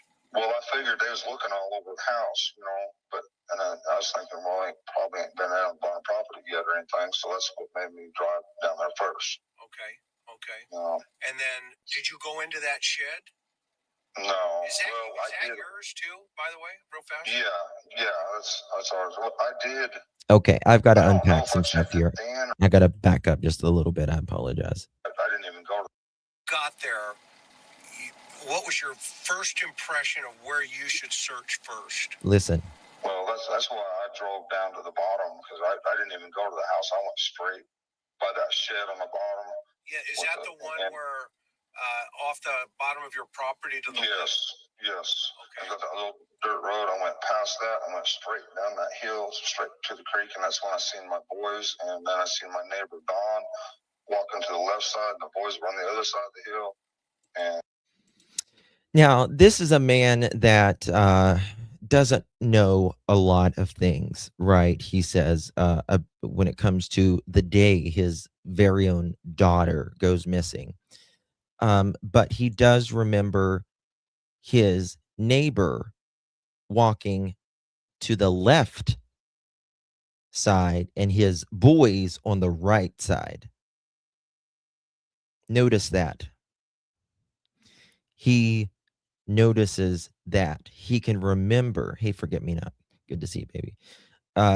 Remember. He can remember that. Can he? That's interesting that he can remember the neighbor on the left and his boys on the right. But he can't remember if he goes in that shed first. He can't remember a lot of things that might incriminate him, but he can always, these deceptors, they can always remember something that that's neutral, it's not going to paint them in a bad light, or more importantly, that will paint them in a good light. Right? Hey, Mama Susu, good to see you. What's in the shed, I want to know. Well, I mean, I've got pictures of inside the shed. It's just a bunch of junk and a stove. Right?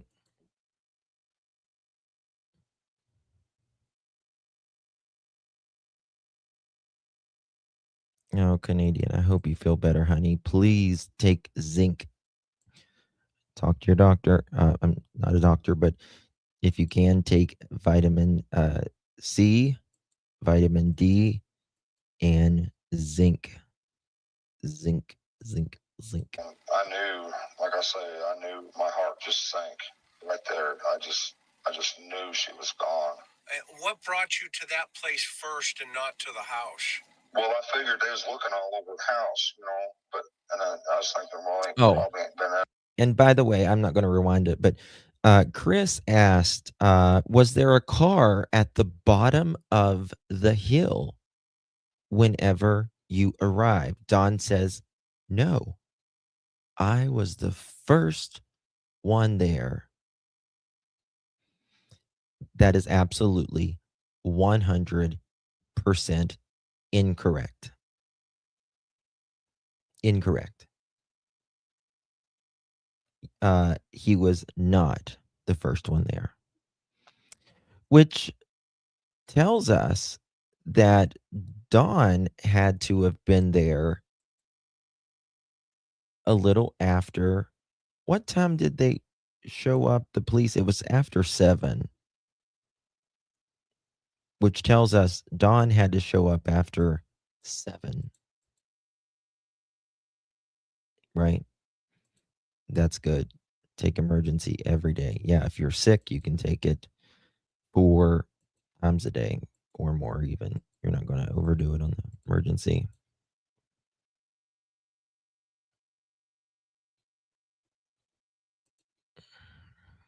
No, you're lucky at Broken Black Skies. Not buying property yet or anything, so that's what made me drive down there first. Okay.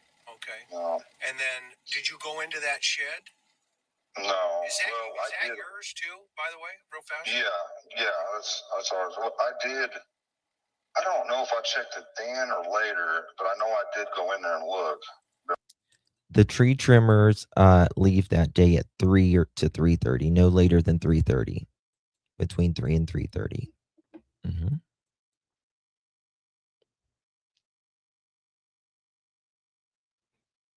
LeGrand, good to see you. Yeah, between 3 and 3:30 that day. I'd let Grandis go, but not with her truck. Mm-hmm. Saying any evidence, saying without any evidence, there's nothing they can do. Right. Oh, yeah. I'm not sure if it was right then, or I might have parked and walked in there and looked real quick. I just don't remember. But once I knew she was gone. I might have parked in there real quick, but I don't know. But you just remembered your neighbor being on the left of you and your kids being on the right side of you when you was there by the creek behind the building there. But you don't remember whether you went in the building. Now, I may be wrong on this, but I don't think I am. If you're going to this, your property that's on the bottom of the hill, the first place you're going to look at is the building to see if Summer is in there. It's not a might. It's not a I may. No, you're going to look in that building. That's the first thing you're going to do. But why does he say I might have or I did eventually? No, Summer's not in the building. No. I went to the top of the house, went up the driveway up there. Well, so why wouldn't you have gone into the shed? I'm curious. I may have. I just can't be sure on that. Okay. If I did, I went in there, but I'm not sure if I went in there right then or if I went in there at a later time. I'm not sure. Okay. And then go ahead. I'm listening. Well, once the police started arriving and everything, I was like, man, I'm going to go question all these damn drug dealers and everything like that. And, and they reluctantly said, go ahead. I says, I think y'all should put pressure on them and get a list of every person they know. And if it was me, I'd lock them up or whatever and then start asking questions, but it's not up to me. But now, Dawn is hey, Smiley, good to see you, baby. Now, Dawn is associating in the very, very, very beginning of Summer going missing that immediately he knows that someone took Summer. And then after the police question Dawn and Candus, he says they're doubting him and Candus immediately because you have to know where they live. It's just nobody's going to kidnap the kids up on that hill. It's just not going to happen, in my opinion. But he associates this with, I know someone took her. Now I'm going to go talk to these rug dealers. Oh, okay. So he's associating his child, his daughter, his 5-year-old daughter. Someone abducted her. And I'm going to go talk to the rug dealers. Interesting.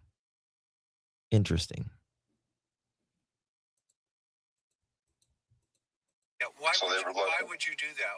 Why from your perspective?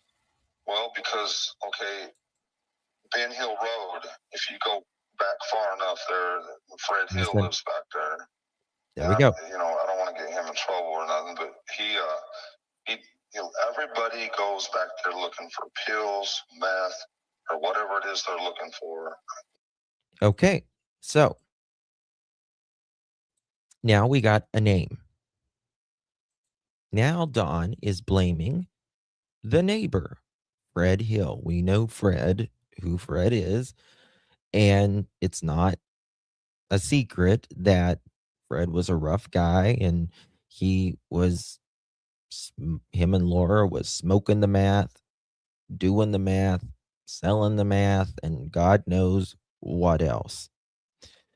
But Don wants to remove himself and paint himself as this church-going father who has his family in church every Sunday. But what he's not telling you is that on Saturday night, he's snorting coke off a prostitute's ass on Saturday night. So he's trying to separate himself from those drug dealers, right? It's not the way it works. Not the way it works, Don. And that's what he was doing Saturday night. He would show up for church for Sunday morning.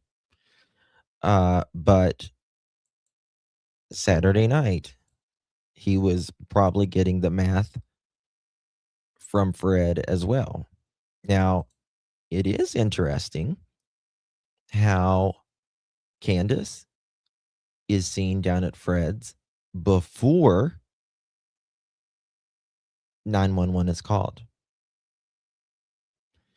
And it is interesting how Dawn was down at Fred's after 911 was called within about 3 hours of her missing.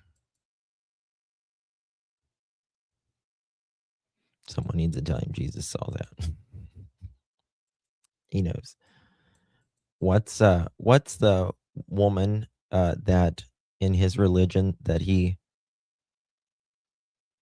talks about? Ellen, what's her name? Ellen White? Is that her name? Ellen White? Let me look at that.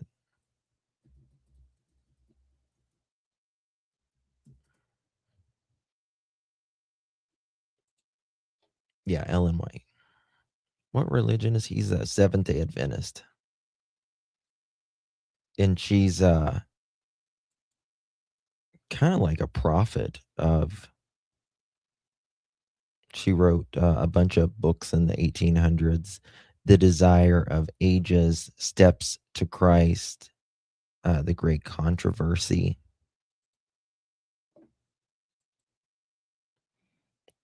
Is Ellen White Carrie White's mother?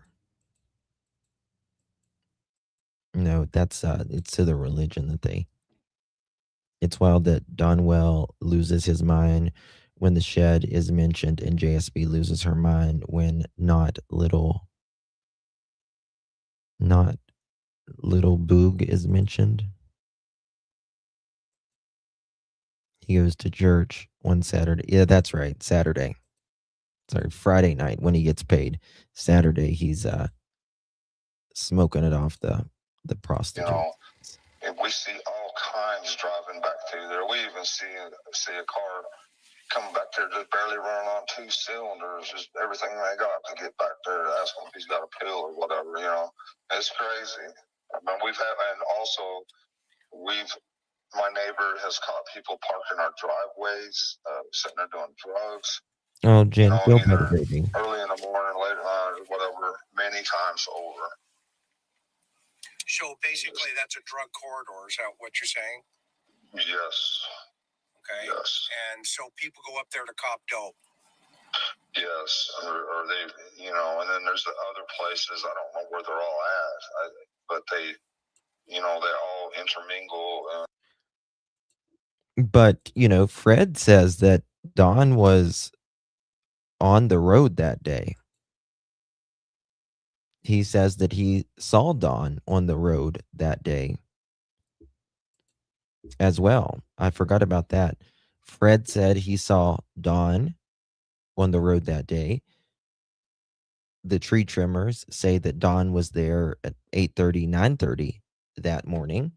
Dawn tells on himself, many times he's told a YouTuber this, and Candus has told that Dawn was home by 3 o'clock that day. Kind of works, I guess.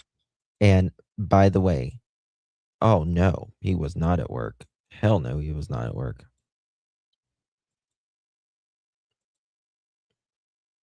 I agree. I would let him give Grandis immunity if she would speak. Right. They are all twisted on that hill, and all of them. Yeah. I mean, I think it's a dark place, that road is. I can't explain it to you. It's like that holler sucks you in. It's very weird. Have you ever been to like an area where you just feel like things are dark? That's exactly how it is. It's really dark. I mean, there's really pretty parts on that road. There's a couple pretty farms on that road, Ben Hill Road, but it's really pretty on Beech Creek. Well, yeah, I mean, there's a lot of dynamics always, right? There's a lot of moving parts. So back to Summer for a minute. So when you got the house and you Did you go into the house at any time? Well, yeah, I went in the house, out of the house. I mean, we was turning everything, looking everywhere. No. You know, we didn't know what to do, and the police started pulling up and this and that. And, listen. Yeah. And where did you search? Pretty much everywhere. In the sheds, the shed right there by the house, all the sheds, everything. You know, look everywhere. Mostly I screamed at the top of my lungs. So I was like, so he can remember immediately. Now get this. He can remember immediately that the dogs, or not the dogs, sorry, that he checked all the sheds up on the hill. But he can't remember if he checked the shed down on the bottom immediately. But he can remember his neighbor is to the left and the boys are to the right. Interesting. yeah, for summer, you know, hoping that she was just lost and around there close somewhere. Right. And then what about in her bedroom and stuff? Did you look down there? Well, yeah, I mean, Candus went down there too, and she looked under everywhere, everything, you know. Right. She told me. Yep. Right, but that was different than you, though, right? Did you? Yeah, but I did. Yeah, I looked everywhere also. Yes. And what about the door? You know, I don't remember, but I do know that the boys, we cuss them because they just leave it wide open all the time. Right. Nobody left that door down in the basement wide open all the time.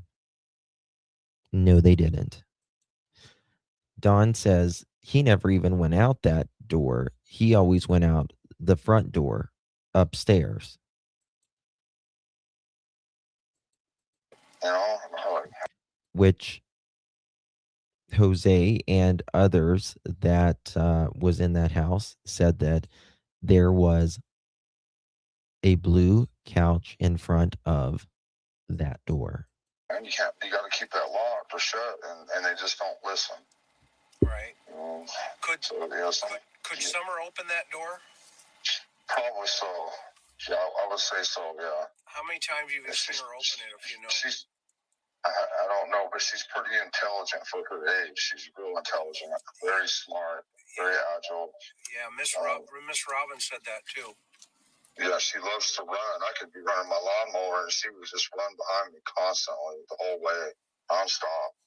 The boys would be riding their little motorcycles, and she'd be right behind them all the way, over and over around the house, just nonstop. Yeah, plenty of energy. Would she chase them?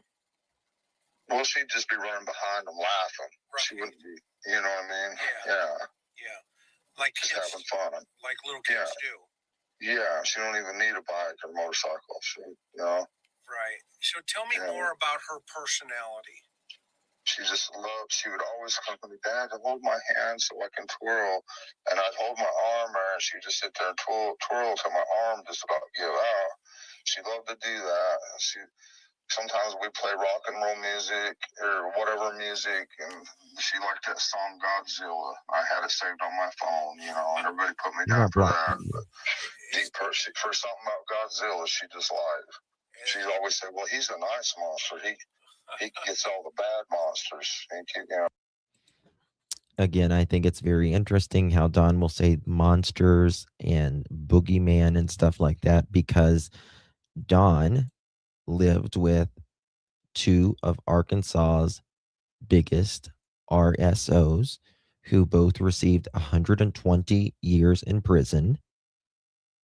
One of them, and by the way, the victims in one of the cases lived with Don and Candus and Pam as well at the time.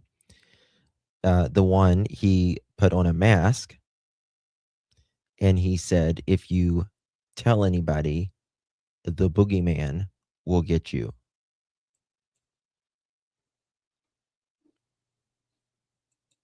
He takes care of all the bad monsters. Yeah.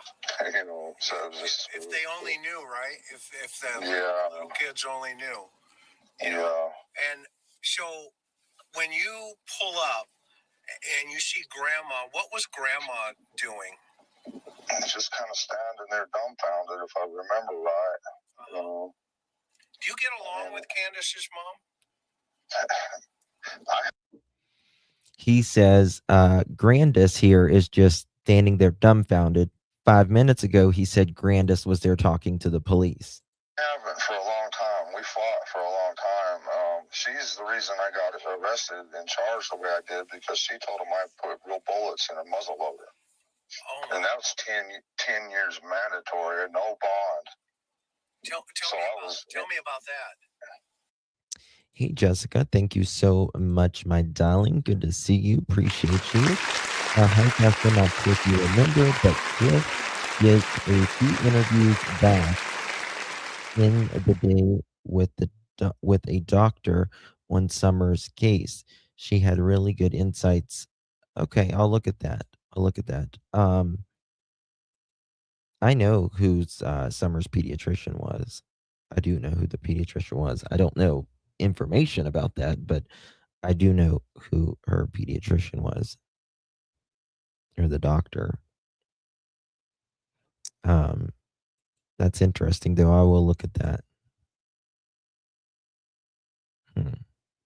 Very interesting. I will take a look at that for sure. Thank you so much, Jessica. Appreciate you. And thank you for being a member as well, my darling. Appreciate you. Definitely glad the boys aren't. Yeah.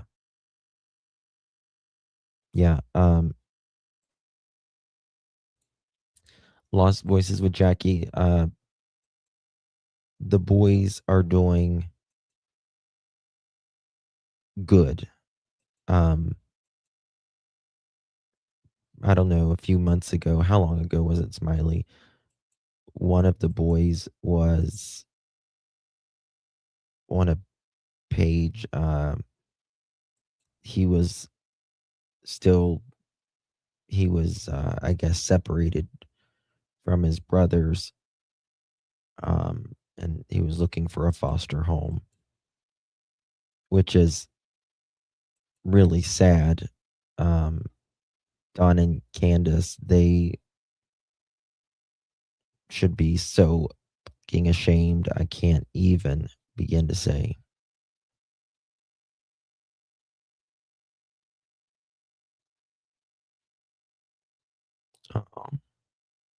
Thank you so much, Timpy. It's very kind of you. Appreciate you, my dear. Yeah, it does. Yeah. When Dawn and Candus could have just got their shit together. Well, when I come back from Utah, I was trying to move my family to Utah. I've always knew that something was going to happen to Summer. It's something in my gut is always. You know what I think it was? I think that feeling was Dawn. Dawn, did you always think you say something was always going to happen to Summer?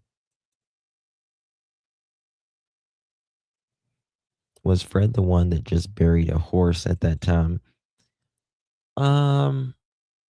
I remember hearing someone about burying a horse, but I can't remember who it was, Lisa.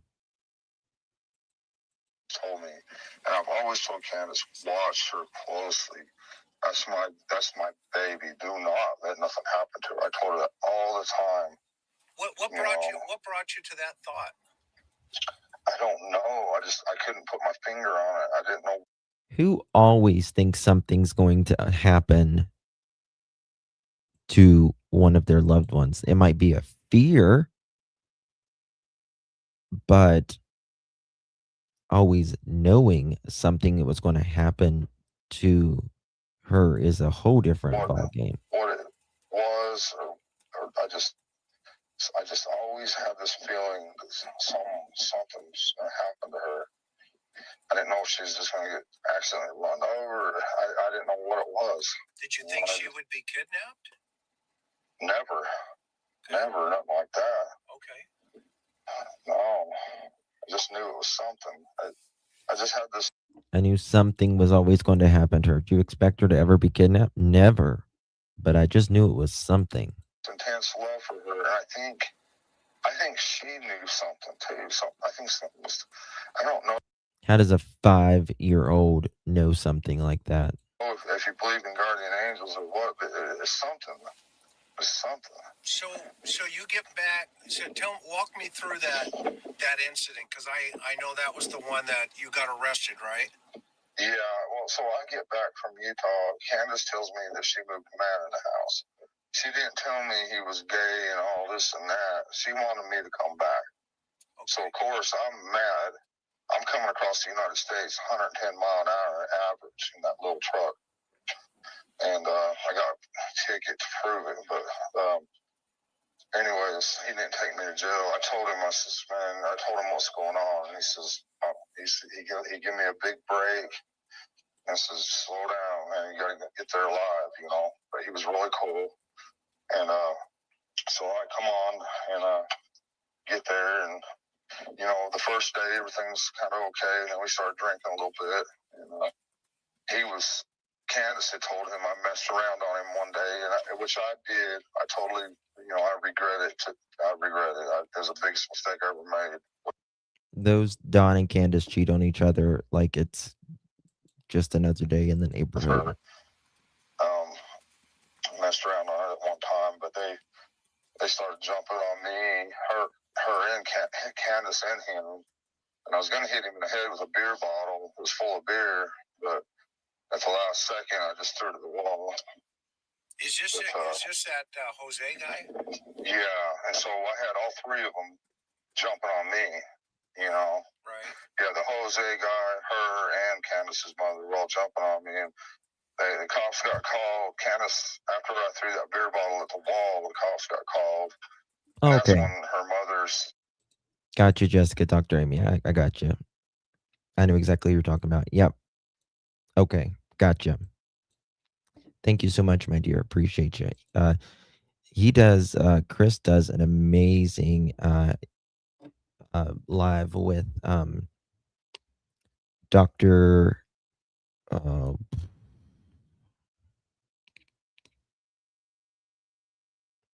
He does statement analysis, behavioral analysis. I can't think of his name right now. I follow him all the time. No, not Dr. Gary.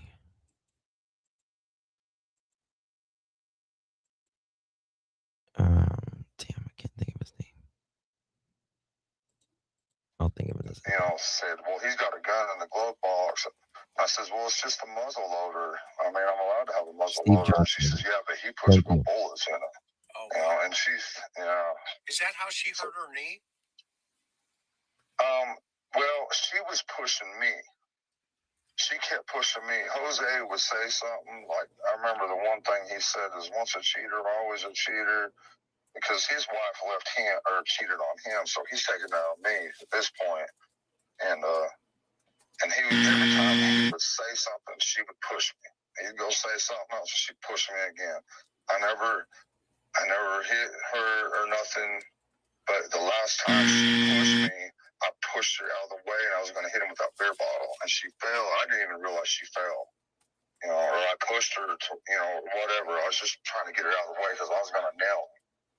And so, of course, she went and called the cops and told them.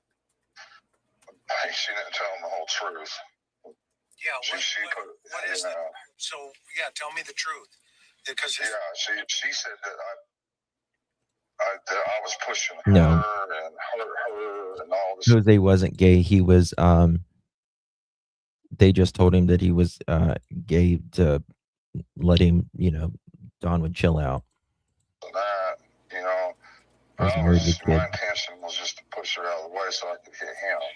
I didn't want her, you know, if me and him was going to fight or whatever, I didn't want her right there.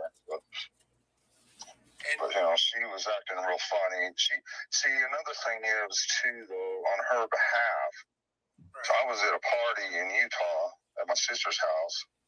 Well, I told her, the truth is, I was at my sister's house at a party just to eat the free food because I had to go home. And I was staying in a trailer to get to sleep. Now, he went, okay, this was 10 months before Summer went missing. Don and the oldest son, his oldest son, for the Candus, CPS was after them at that time. And Don and the oldest son of Don and Candus's moved to Utah. That's why Don went to Utah at that time. And this was because there was CPS involved between Allie's daughter, Hunter's sister, and Josie at that time. And Don wanted everyone to go, but Candus and the kids, I guess they didn't want to go. So Don and Josie, he takes them to Utah, not U-Haul, Utah. He takes them to Utah, and that poor kid during that time, I don't So I even could go to work the next day. But what she heard was I was partying, I gotta go. That's all she heard. So that, after we talked about that and everything, we straightened it all out. And I'm like, no, that's not it all. I was just trying to get some food and go home. So like she, that. so But she, heard it. she Yeah. thought you were cheating. Yeah, yes. So that's how, And you thought she was cheating. Mhm. Right. Well, she wanted He didn't me to think that, but intentionally she alive wasn't. himself, though. What did Grandma Probably. think? She's never liked me, but I think it's changed now. So Jose was there 10 months prior. He was I guess you could say a friend. And Josie, people get the spelling wrong. That's the oldest son. So people kind of get that confused. I think me and her, we get along a little bit better now, but at first we hated each other. Well, why doesn't she like you, though? She don't think I'm good enough for her daughter and all this and that. Interesting. And what was she doing during the fight with Jose?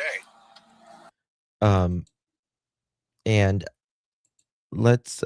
Josie was the favorite. He was Don's favorite for sure. He was Don's favorite child. And people who know that. He just was. Firstborn. I'm not sure. And remember, Dudley said, Don was smoking Mary Jane with his kid at work. And he was like freaking 11 years old at the time. Not sure. I think she was standing there or whatever. And that's the night she hurt her mom hurt her knee that night, didn't she? I don't know if she hurt her knee or whatever. I have no idea. Her knee's been messed up. Yeah. And for a long time. You said she was getting in the way when... No. Well, Candus was the one pushing me. Okay. Jose would say something, and Candus would just shove me as hard as she could. I mean, she was shoving me hard. Okay. So it was about the 5th or 6th time she shoved me. I was just trying to push her out of the way. And I was going to, like I said, I was going to get Jose. But, afterwards, we straightened it all out after we was able to talk and see each other's side more clearly, we forgive each other and just went on. Now, after Candus begged the judge to drop the charges, Don, that's when he bought Candus this Subaru, right? That's when he bought Candus this Subaru, which to me, the judge shouldn't have dropped it. The state should have picked it up at the very least, in my opinion. And I believe if Don would have been in prison, where he should have been, in my opinion, Summer would not be missing today. Jose now? That night, Candus's mom told him, when they took me to jail, Candus's mom said, "Get your crap and get in that truck. You're out of here." Now, how do you know that? Because you were in jail. I don't know that for a fact, but that's what they both told me. Okay. Yeah. And what happened to him? She took him all the way into North Carolina to some woman's house. We don't know what happened to him after that. Why would Grandma take this guy to North Carolina? Because she was just tired of him, tired of his BS. But North Carolina is kind of a drive, don't you think? It depends on what part of North Carolina you go to. It's just over the mountains. The border's right on, the top of the mountains. Okay. Over by, is that Cherokee in that area? I don't know. I have no idea. I'm just going by what they told me, Yeah, that's cool. But I believe it. Now, It's coming, Pamela. It's coming. So, getting back to the baby here, because this is all this information. I appreciate it. I'm just, we're gonna flush through it. So, now when you get back to the house, do the cops ask you to hang on Listen and to this. stay on the property, or walk me through that day? Well, they kind of want me to stay there or whatever, but I'm like, man, you need to let me go question at least the drug dealers that I know of and find out, and let me at least try to figure out something. I can't just sit here and do nothing. Do you think a drug dealer took her? Not that I'm aware. It's amazing to me that all of these cases, whether it's Summer Wells's case, whether it's Sebastian Rogers' case, whether it's Jack and Lily's case, there's always these weird 911 phone calls. And it's always weird to me that the alphas of the home, the males, the dads or the stepdads, aren't home, and they're out, they say, looking. Don says he's going to the rug dealers. Edgar is at, he says, 3.5 hours away. And Daniel, he is looking through culverts and going up and down dirt roads. Very interesting. I've talked to Fred Hill many times, and he's got his meth problems, and he might wheel and deal to keep himself going or whatever like that. But I just don't see him as being that kind of a person. No. Have you known any kids to be traded for dope? Never in my life. Okay. I've never even heard of anything like that before. I think Don has two older kids, a boy and a girl. Don tried to sell one of his children for rugs at one time. The family heard about it and they went and got the child when they heard about that. Also, Don has said when you are, you don't have the rugs and you need the rugs, he said, quote, "You'll sell your soul for anything."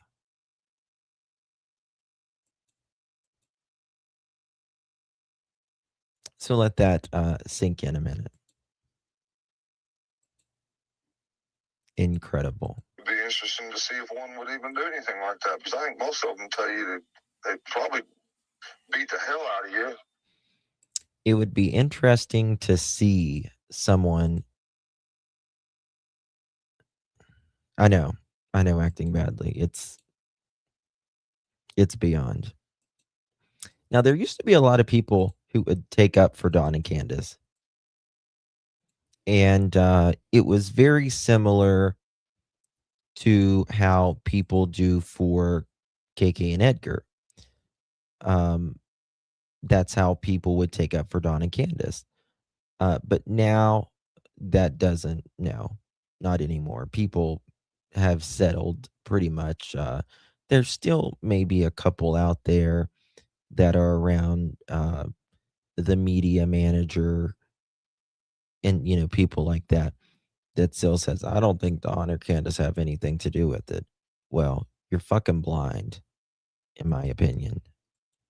Someone who has said all of this stuff, done all of this stuff, says he has seen things, horrible things happen to children many times. Yeah, something is wrong with you. Yeah, or you know what I'm saying? I mean, yeah. I mean, yeah, but I think some of them got more integrity than that, even though they're a damn drug dealer. Sure. I don't know. Well, I mean, with the intensity of meth and craziness, right? Is it possible? Yeah. I don't know. I mean, I really don't know. The thing that bothers me the most is Dudley Ajan, because he would do anything to get at me. And we know he has an alibi, but that doesn't mean that he didn't get with the Hammonds or somebody, and we know that they have ties because of Facebook. These detectives have told me that they have ties. They've worked with him. They know each other. I know he was psycho. You say these detectives, not TBI, the people you're working with. Right. Okay, great. Yes. Okay. And I'll gladly give you the number if maybe you guys can get together. I don't know. I just, like I said, I don't hardly trust anybody anymore. I don't trust the police anymore. There's just so much weird stuff like this. It just blows me away. Yeah, there's a lot of. Well, Don doesn't trust the police because they have always privately told Don and Candace, what did you do with your children? What did you do with Summer? They've made that clear privately. And Don and Candace have even said that as well, just the same as they do with Daniel. Moving parts for sure. And yes, sir. Yes, sir. It's not my first rodeo, though, as you know. Right. I'm sure you've done your homework. And so I want to stay focused on that day, because it's critical that day. Yes. And you say this guy, you have this feeling that this guy's involved. What brings you to that feeling, even though you say he has an alibi? Because he would have done anything to get back at me. So revenge. Like I say, yeah, revenge. He tried everything in the world. Like he called Jesse and his dad several times and he told them all kind of stuff to try to get me fired. And all I would say in my defense is, see, that's what he does every day. He did all kinds of things to get me fired, but Don said he gave him 50%. Well, it wasn't Don that gave him 50%. It was his boss that gave him 50%. Now, from what I understand, they were kind of like their own contractors. They had to file their own taxes and all that. And if Don didn't want, I guess, someone working with him, he could have told them, or Don would probably just aggravate the shit out of you until you just quit. More likely. That's exactly what he does every day. Okay. We don't need that kind of stuff on the job sites and all this and that, because he's just drama every single day, you know, Where's one way or the other. Where's he been since Summer's been missing? I don't know. I know the police have been to his house. He had his truck up on jacks, and he's definitely got alibis. Yes, Don did cheat Dudley out of his pay because, from what I understand, the worker would give Don the money and they would split it between the two of them, and that's why Dudley got pissed. You know, he quit, and then Don didn't give him his money, and it was a big What kind of truck, real fast before you go past? That Nissan Pathfinder. There's a picture of it because he drove to my house and we rode in my truck because we had a long distance to go that day. You know, and it's just been a fight with him. You know how some of these meth people are. You can't reason with them. You can't. They start seeing stuff. They start thinking everybody's after them, and they start thinking all kind of weird stuff. You know, so there's just no. You just a normal person I cannot just caught be something. around somebody who's on meth. Just caught something. Because real fast before you go past. That Nissan Pathfinder. There's a picture of it because he drove to my house and we rode in my truck because we had a long distance to go that day. You know, and Oh, no, okay. He's talking about the picture of the barrel. I thought he was talking about the day Summer went missing, because you're supposed to ride in your car that day, Don, but you didn't. It's just been a fight with him. You know how some of these meth people are. You can't reason with them. You can't. They start seeing stuff. They start thinking everybody's after them, and they start thinking all kind of weird stuff. You know, so there's just no.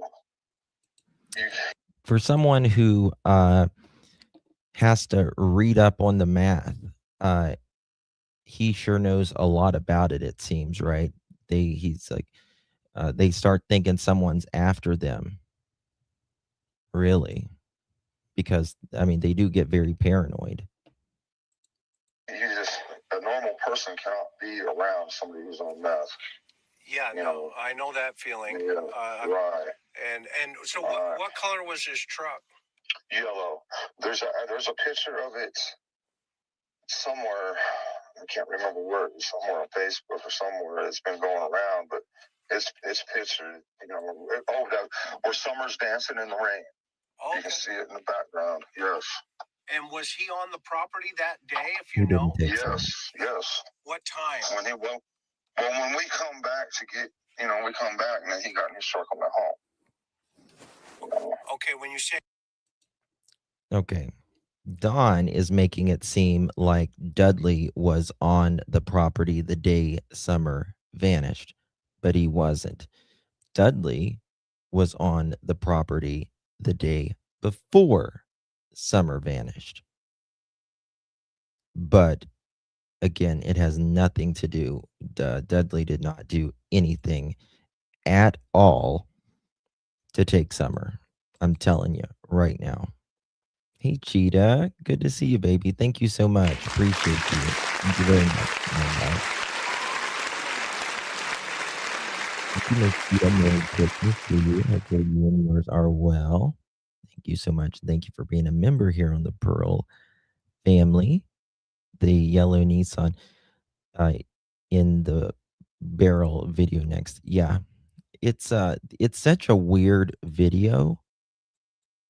To have your little girl standing in the rain in a little dress, and there's a for sale barrel in front, or behind her rather. And then you hear Don. Hold on. You hear Don talk about things like Candus always posting things on YouTube, or Facebook rather, right? Always posting things on Facebook. and someone might have gotten a hold of that, and you're like, what? What is that? What does that even mean? Hold on, I'm going to show you something. Let me show you what kind of pictures they would post. Things that most of us would never take a picture of, let alone post. Hold on. I gotta delete something right here. 1 second. And I tell you something, it should make anyone wonder, in my opinion. Okay.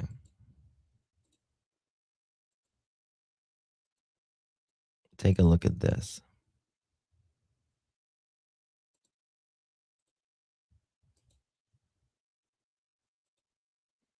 This is a picture of summer.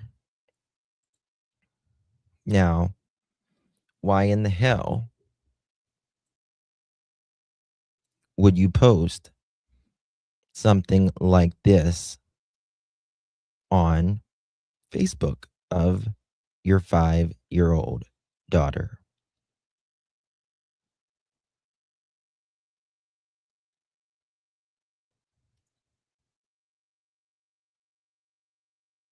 Mhm. Yeah.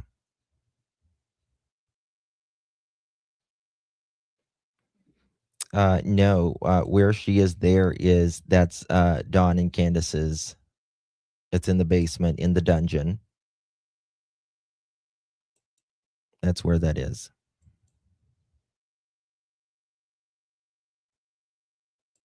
There is there's pictures of, Summer outside with, you know how little girls are. They don't watch, women, what, you make sure your skirt's down and you don't spread your legs or anything like that. Kids don't know better. When you're a little girl, you just don't know better. You don't think in a way like that. But she would take like pictures of her legs spread and just, oh no, she doesn't have, yeah, she's just got her panties on there. That's it.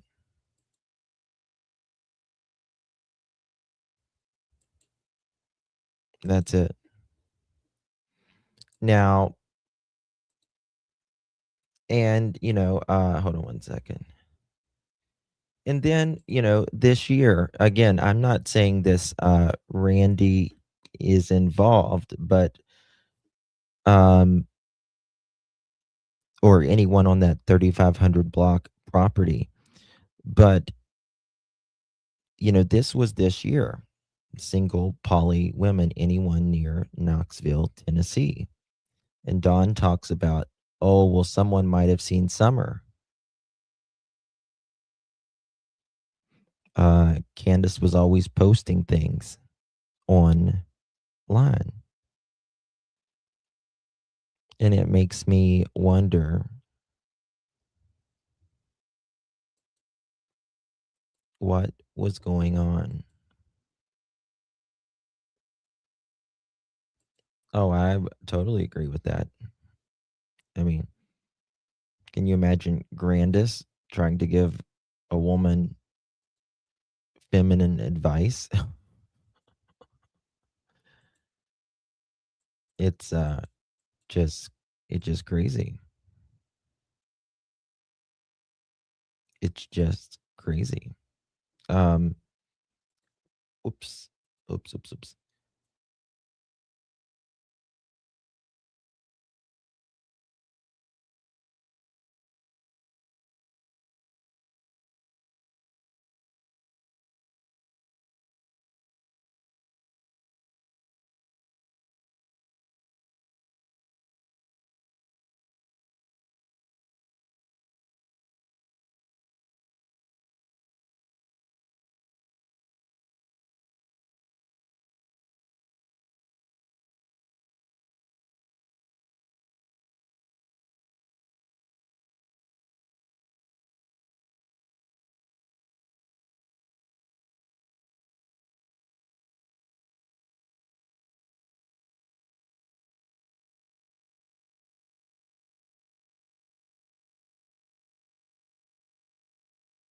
Crap, I was muted. Sorry. So one day, Dawn had sent Cher a photo, and I don't have iPhone, but in the iPhone, it has your main picture, and then it has in these little picture rolls down below. Excuse me.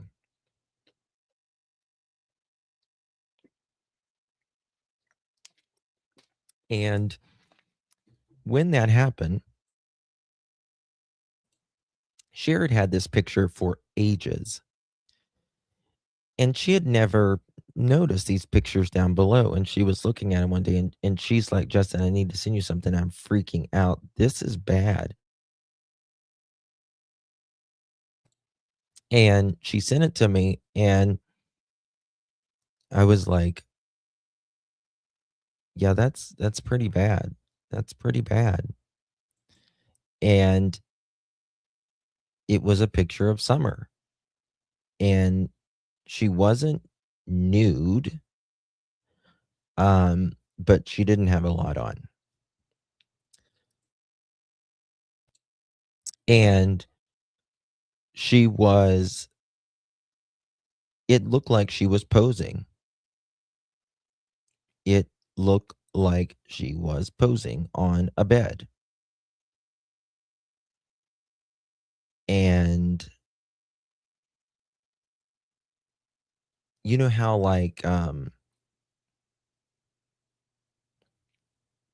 you're on your you're standing on your knees on a bed, I guess you could say.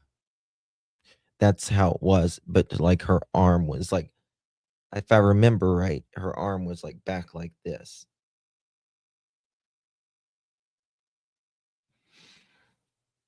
And we turned it in immediately. Called even before we did. But the thing about it is even if it's nothing, it's still something. Right? Even if it's nothing, it's still something, because who would take pictures of a 5-year-old like that?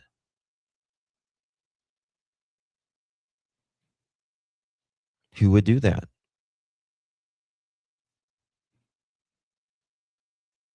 Who would take pictures of a 5-year-old and think that is acceptable?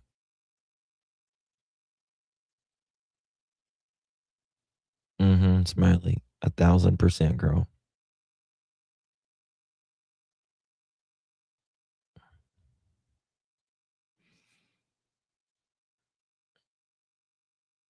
I don't know.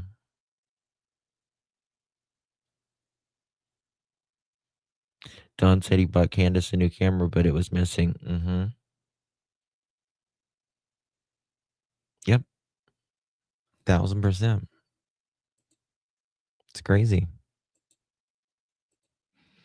I don't know.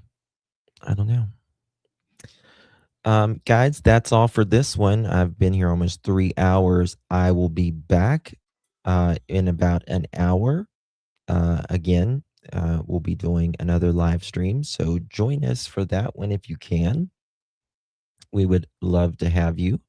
It's exactly what I suspect. They had a camera in the corner of the basement. I think that the saying is, it takes one to know one. If you look at Rebecca Parks' case, 39-week pregnant mother, her birth mother, her stepdad, her sister, and her fiance unalived her, but almost all of them are registered as offenders. Almost all of them. Roommates, all of that. Hey, Daly. How you doing, darling? Tara, they think that the baby was thrown in a dumpster. Love you too, Miss Maurice. Love you, Kelly. No, they haven't found her yet. Hey, Callie. It is user. It really is. All right, guys. Thank you, Smiley. Canadian Cookie, I hope you feel better, baby. Daily, you take care of yourself as well, Lisa. I don't know. Mama's the bomb. Good to see you. Gypsy, Linda, Lady. Thank you all so much. I'll be back within the hour. And we'll be talking about more insanity going on in the world. Love you guys. God bless each and every one of you. Thank you so much for joining me.